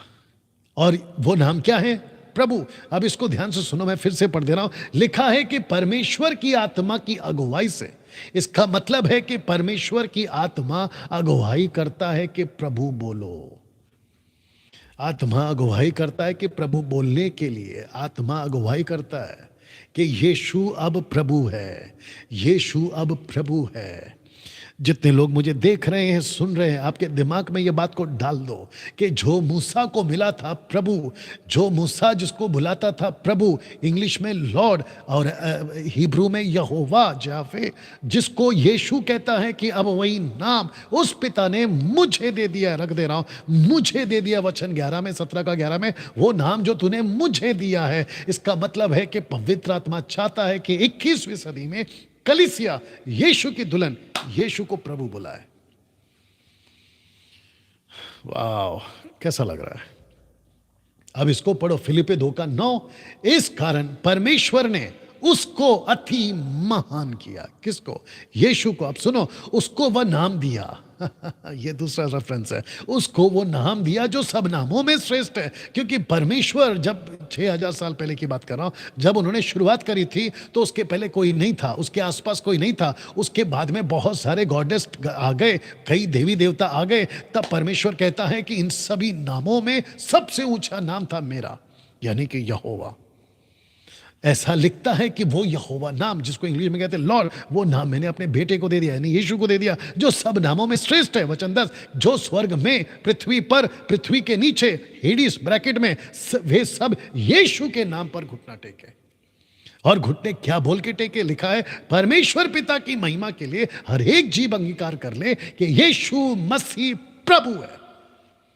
यीशु मसीह प्रभु है। मैं आपको बार बार याद दिलाऊंगा, मूसा से परमेश्वर ने कौन से नाम से मुलाकात करी? लॉर्ड। यीशु को क्या कह रहा है? मैंने तुझे नाम दे दिया, वही नाम मैंने तुझे दे दिया, लॉर्ड। वाह दोस्तों, कैसा लग रहा है? अब इसको देखो, आपका उद्धार यीशु को प्रभु अंगीकार करने से ही होगा। यीशु को प्रभु कर अंगीकार करने से ही होगा। अगर आपने अभी तक वन गॉड वालों या जहोवा विटनेस वालों, और क्या है तुम जितने भी कल्ट ग्रुप वालों जो यीशु को नहीं मानते, लिखा है कि आपका सैल्वेशन ये शब्द पर टिका है, प्रभु अंगीकार करना होगा, आपको एक्सेप्ट करना होगा कि वो लॉर्ड है। ये स्क्रिप्चर पढ़ना है आपको, रोमन्स 10:9 लिखा है, यदि तू, आप इंग्लिश में पढ़ना है आपको, यदि तू अपने मुंह से यीशु को प्रभु जानकर अंगीकार करे, अपने मन से विश्वास करे कि परमेश्वर ने उसे मरे हुए में से जिलाया, तो तू निश्चय निश्चय कंफर्म उद्धार पाएगा। जितने फेसबुक पे हैं, मैं रिक्वेस्ट करता हूं, जितना फैला सकते हो फैलाइए, अभी अभी फैलाइए। जितने यूट्यूब पर है अभी फैलाइए, इसकी लिंक दूसरों को पहुंचाइए, क्योंकि ऐसी बातें आई डोंट थिंक सो कि आपको कभी सुनने मिली है। अगर जिसने उसके मेरे पहले प्रचार किया, मैं उसको सैल्यूट करता हूं। आइए सुनते इंग्लिश में क्या लिखा है, Roman 10:9। That if thou shalt confess with thy mouth the Lord Jesus, and shalt believe in thine heart that God had raised him from the dead, thou shalt be saved. वहां पे Lord है, Yes. सही, letter capital है, Yes. सही। तो इसका मतलब क्या है? एक व्यक्ति को अगर उद्धार पाना है तो उसको जो यहोवा ने नाम दिया, मतलब परमेश्वर पिता ने जो उसको नाम दिया है ना, लॉर्ड, प्रभु प्रभु प्रभु प्रभु प्रभु। मेरा क्वेश्चन है, अगर पिता है इसलिए नाम दिया है, अगर पुत्र है तो उसने नाम दिया है, आप कैसे कह सकते हो कि यहां एक ही गॉड है? यानी कि व्यक्तित्व में एक ही है, कैसे बोल सकते हैं आप? इतना साफ लिखा है ये वाला वचन, पिता ने उसकी महिमा की, पुत्र को वो नाम दिया जो इस पृथ्वी पर, स्वर्ग में, पृथ्वी के नीचे, हेडिस में, सब जगह उसको प्रभु बोलकर घुटने टेकेंगे। और यीशु को ही जब तक स्वीकार नहीं करें मुंह से प्रभु कहकर, उनका उद्धार नहीं होगा। ये पॉसिबल है अगर एक ही परमेश्वर है, व्यक्तित्व में, पर्सनैलिटी में अगर एक ही है, only Jehovah, there is no other, आपके हिसाब से तो ये कैसे पॉसिबल है? फिर एक्ट चैप्टर 48 मैं चाहता हूं कि आज ये जो वन गॉड वाले हैं, आज इनको तबीयत से ठीक करेंगे जी। 10:48 लिखा है, इंग्लिश में पढ़ना आपको, पहले मैं पढ़ ले रहा हूं। लिखा है कि उसने आज्ञा दी कि उन्हें यीशु मसीह के नाम में बपतिस्मा दिए, यीशु मसीह के नाम में बपतिस्मा दिया जाए। किंग जेम बाइबल कहती है, and he commanded them to be baptised in the name of Lord. O in the name of the Lord. अब इसको पढ़ते हैं 238 में। पतरस ने कहा, मन फिराओ, तुम में से हर एक अपने पापों की क्षमा के लिए यीशु मसीह के नाम से, ऊपर लिखा है नाम में, नीचे लिखा है नाम से, बपतिस्मा ले। रोमियो 6:3 कहता है या आपको नहीं इट्स ओके, मैंने ऑलरेडी लिखा बपतिस्मा लिया है, उसकी लिख को पहन लिया। तो इसको कहते हैं कि यहां नाम से, एक्ट 2:38 में नाम में, एक्ट 10:48 में यीशु मसीह का बपतिस्मा, रोमन 6:3 में। ये क्या चल रहा है सब? ये क्या चल रहा है? ये क्या है? ऊपर कहता है नाम से, फिर कहता है नाम में, रोमियो कहता है यीशु का। तो नाम से बपतिस्मा, नाम में बपतिस्मा, यीशु का बपतिस्मा। या कभी गौर किया था? आज करिए। क्या कभी इसको समझा था? आज समझिए। और मैं आपके बीच में रख दे रहा हूं। लिखा है मत्ती 28:18 में, यीशु ने उनके पास आकर कहा कि स्वर्ग और पृथ्वी का, इंग्लिश में, सारा अधिकार मुझे दिया गया है। अधिकार मुझे दिया गया। तो इसका मतलब है, पहले इंग्लिश में पढ़ते फिर समझा देते आपको। और जितने फेसबुक और यूट्यूब पर है बिल्कुल शेयर करते रहिए, जितना हो सकता है लोगों तक पहुंचाते रहिए जी। And Jesus came and spake unto them, saying, ठीक, जो भी है ठीक है। All power is given unto me in heaven and in earth. I give it. Okay, नहीं, ठीक है। दूसरा ट्रांसलेशन पढ़ो। Power, of course power.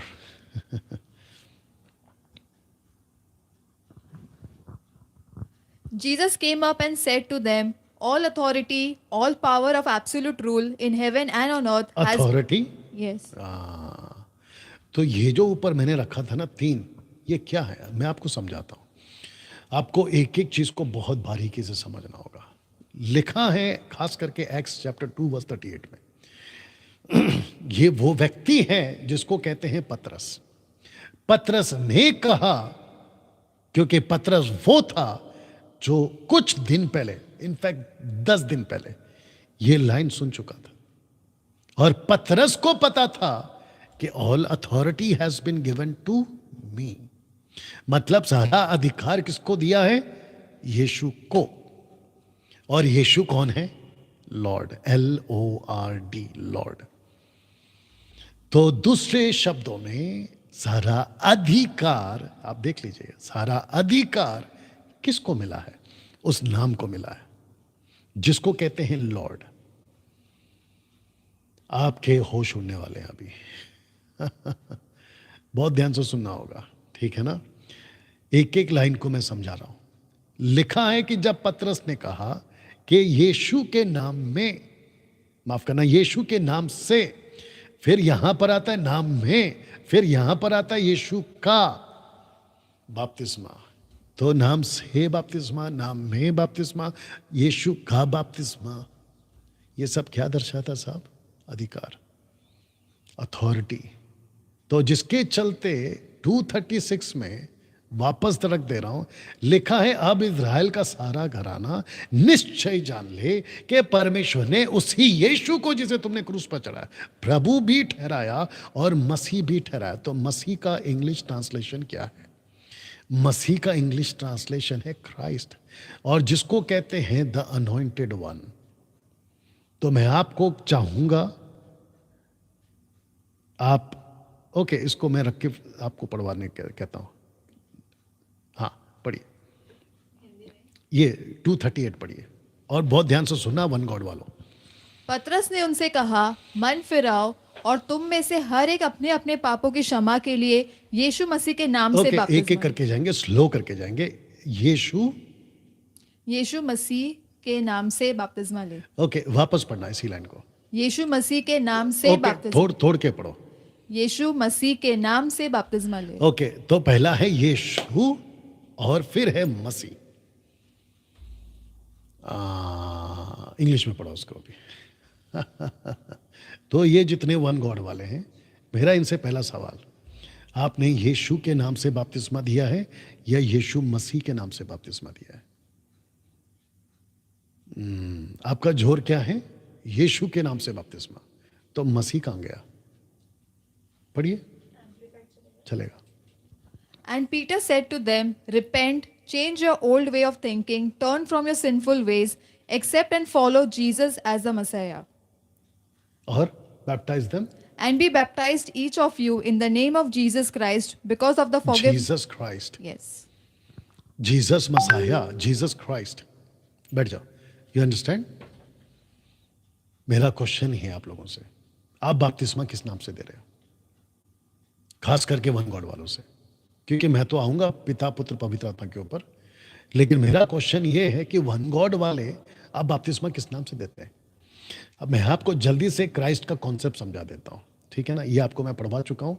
Okay, इसको मैं फिर से पढ़ दे रहा हूँ। अब इजराइल का सारा घराना निश्चय जान ले कि परमेश्वर ने उसी यीशु को जिसे हमने क्रूस पे चढ़ाया प्रभु भी ठहराया और मसीह भी। यहाँ दो शब्द है, प्रभु और मसीह।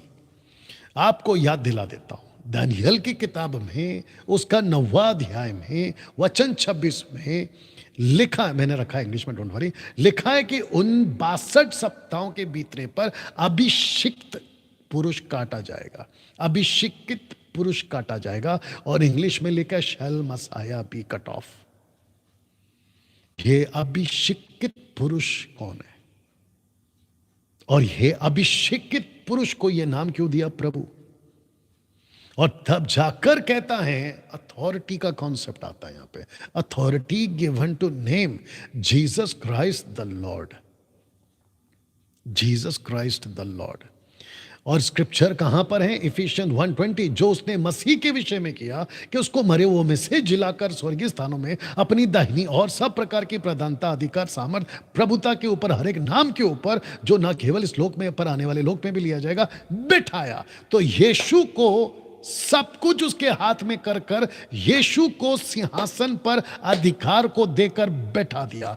वो जाकर बैठ गया। इसका मतलब है कि यीशु के हाथ में अब अधिकार है। तो बपतिस्मा जब भी बात आती है तो वो सबसे पहला आता है अधिकार के साथ।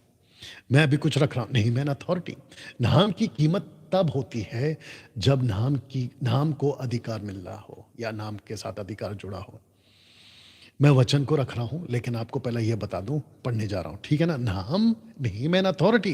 नाम की कीमत तब होती है जब नाम को अधिकार मिला हो। कैसे पॉसिबल है? अभी बता देता हूं। एक्ट चैप्टर 19:13 पढ़ो माइक में जी। परंतु कितने यहूदी जो झाड़ा फूकी करते फिरते हैं, यह कहने लगे कि जिनमें दुष्टात्मा हो उन पर प्रभु यीशु का नाम यह कहकर फूके कि जिस यीशु का प्रचार पौलुस करता है, मैं तुम्हें उसी की शपथ देता हूँ। प्रेरितों के काम जी जी। 19:15। पर दुष्टात्मा ने उत्तर दिया कि यीशु को मैं जानती हूँ और पौलुस को भी पहचानती हूँ, परंतु तुम कौन हो? बैठो। वचन कहता है कि तुम कौन हो। आप नहीं समझे अभी भी? इसको कहते हैं कि कुछ यहूदी थे वहां पर जिनके पास सिर्फ यीशु का नाम था। पतरस ने, बहुत ध्यान से सुनना, वन गॉड वालों तुम भी सुनना, पतरस ने ऐसी टीचिंग कभी नहीं दी, बल्कि पतरस ने बिल्कुल साफ कहा। फिर से जा रहा हूं मैं पीछे। पतरस ने बिल्कुल साफ कहा, जिसने कहता है कि इज़राइल सुन, निश्चय जान ले कि परमेश्वर एलोहिम ने उसी यीशु को जिसे तुमने क्रूस पे चढ़ाया प्रभु भी ठहराया, मसीह भी ठहराया, अथॉरिटी दिया, अधिकार। ये कहां लिखा है? ये वाला सारा अधिकार अब मेरे पास में है। तो मैं आप लोगों के बीच में जब ये बात को रख रहा हूं कि इन लोगों के पास में, जो यहूदी झाड़ा फूकी करते हैं, उनके पास में नाम है, यीशु नाम, लेकिन उनके पास में अधिकार नहीं है।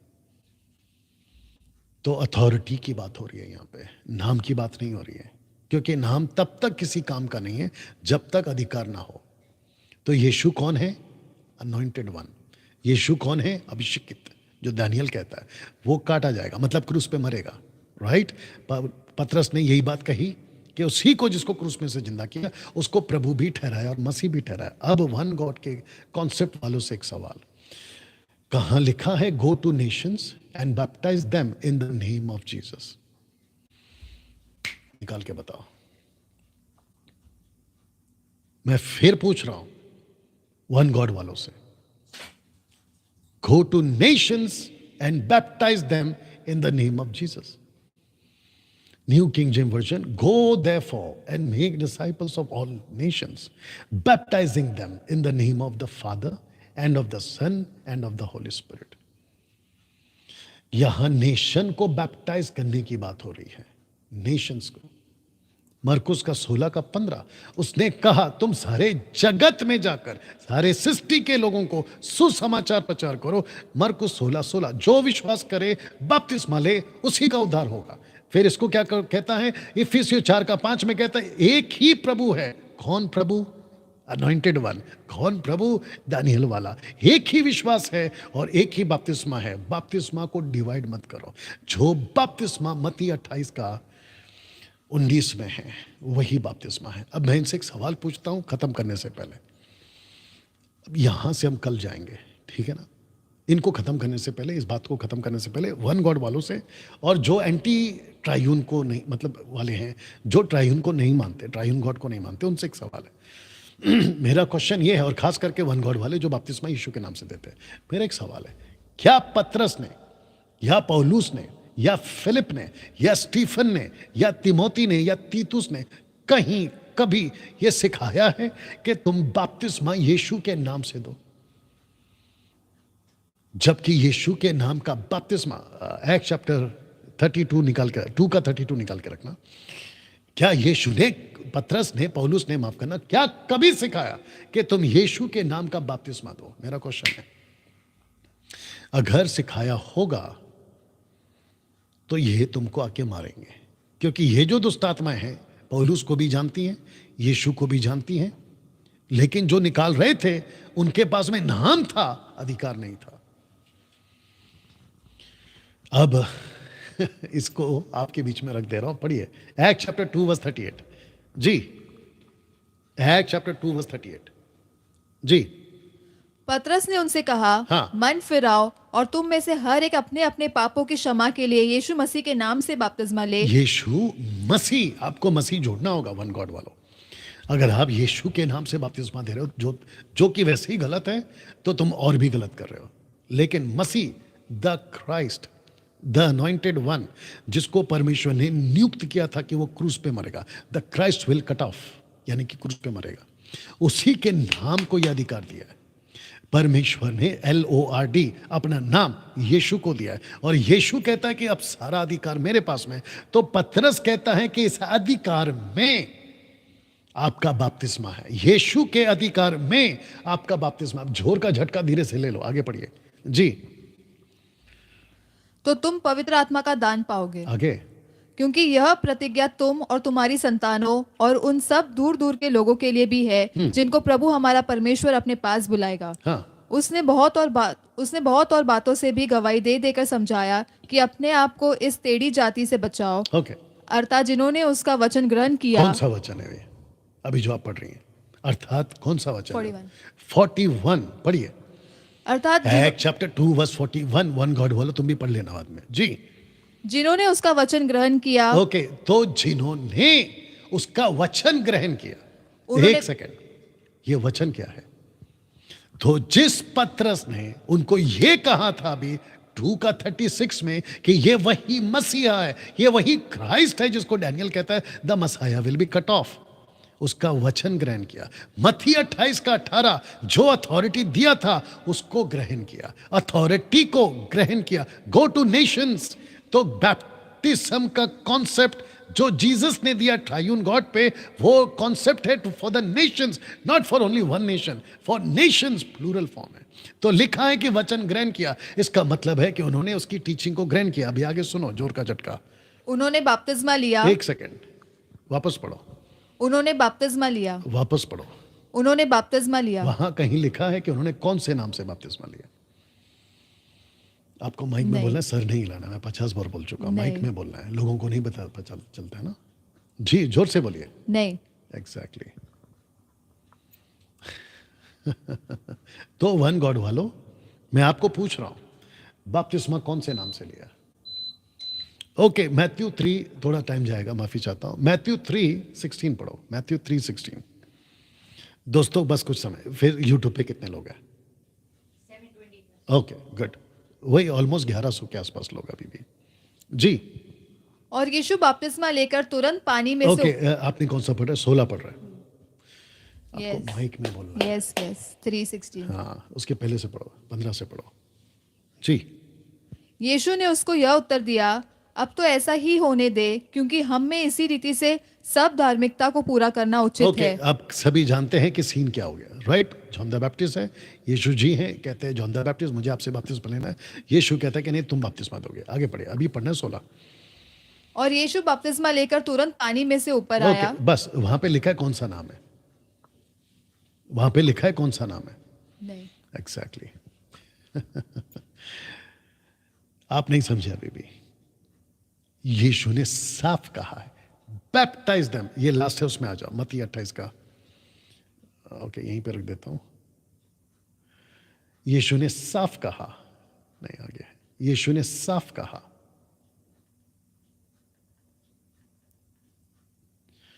नहीं आगे, चलो पढ़ो जल्दी से निकालो। यीशु ने मत्ती 28 का 18, यीशु ने साफ कहा, उसको छोड़कर बाकी सब बकवास चल रहा है, मुझे नहीं समझ में आता। नहीं नहीं, ये नहीं है, 19 पढ़ना है आपको, 28 का 19 पढ़िए। इसलिए तुम जाओ, सब जातियों के लोगों को चेला बनाओ और उन्हें पिता और पुत्र और पवित्र आत्मा के नाम से बपतिस्मा दो, और उन्हें सब बातें जो मैंने तुम्हें आज्ञा दी है मानना सिखाओ, और देखो मैं जगत के अंत तक सदा तुम्हारे संग हूँ। ओके, तो वापस पढ़िए थोड़ा धीरे से प्लीज। जी इसलिए तुम जाओ, सब जातियों के लोगों को चेला बनाओ हाँ। और उन्हें पिता और पुत्र और पवित्र आत्मा के नाम से बपतिस्मा दो। ओके, तो मेरा क्वेश्चन ये है कि जब पीटर ने कहा बपतिस्मा ले लो, उन्होंने वचन ग्रहण किया, 41 पढ़ा था आपने, तो उन्होंने वचन को ग्रहण किया, और वचन को ग्रहण करने के बाद उन्होंने बपतिस्मा लिया, लेकिन बपतिस्मा कौन से नाम से लिया? मेरा ओपन चैलेंज है वन गॉड वालों से, निकाल के बता दे, तुम्हारी मैयत हो जाएगी, नहीं निकाल पाओगे तो उल्टा सीधा मत सिखाया करो। वन गॉड वालों, उल्टा सीधा मत सिखाया करो, क्योंकि पतरस ने कभी नहीं कहा, मैंने अभी रखा था ना, गो to Nations and baptise them in the name of Jesus. निकाल के बताओ, कहीं नहीं मिलेगा। आप लोगों को 10 लाख रुपए का इनाम दे रहा हूं मैं, 10 लाख रुपया, निकाल के बता दो। पीटर ने, फिलिप ने, पौलुस ने, तिमोथी ने, टाइटस ने कभी कहा हो, ये टीचिंग दी हो कि इन सबको बैप्टिज्म जीसस के नाम पे दो? निकाल के बताओ, नहीं निकाले। लेकिन मैं आपको प्रूफ कर दिया अभी, मैथ्यू 28:19, जीसस ने कहा गो टू नेशंस। उसने नहीं कहा पीटर की तरह, पतरस की तरह, उसने एक कौम को नहीं बपतिस्मा दिया। जीसस का टारगेट है नेशंस। अगर हमको नेशंस को रीच करना है, अगर हमको कंट्रीज को रीच करना है, तो हमको जीसस के पर जो अथॉरिटी है ना, उसको पहले प्रीच करना है। अथॉरिटी, यही तो लिखा है ना कि उन्होंने वचन को ग्रहण किया, उन्होंने टीचिंग को ग्रहण किया। कौन सी टीचिंग को ग्रहण किया? Matthew 28:18, all authority has been given to me. दोस्तों, कल हम यहां से शुरू करेंगे। ओके, ये वाली बातों से शुरू करेंगे। मूसा अपनी 5 किताबों में 3 नामों का जिक्र करता है, यहोवा लॉर्ड, परमेश्वर का दूत यानी यीशु, परमेश्वर का आत्मा यानी पवित्र आत्मा। यहां से मैं कल आपको सिखाऊंगा, और यहोवा की कुछ बातें और भी आपके बीच में रखूंगा। चलिए आइए प्रार्थना करते हैं। सृष्टिकर्ता पिता, तेरा धन्यवाद।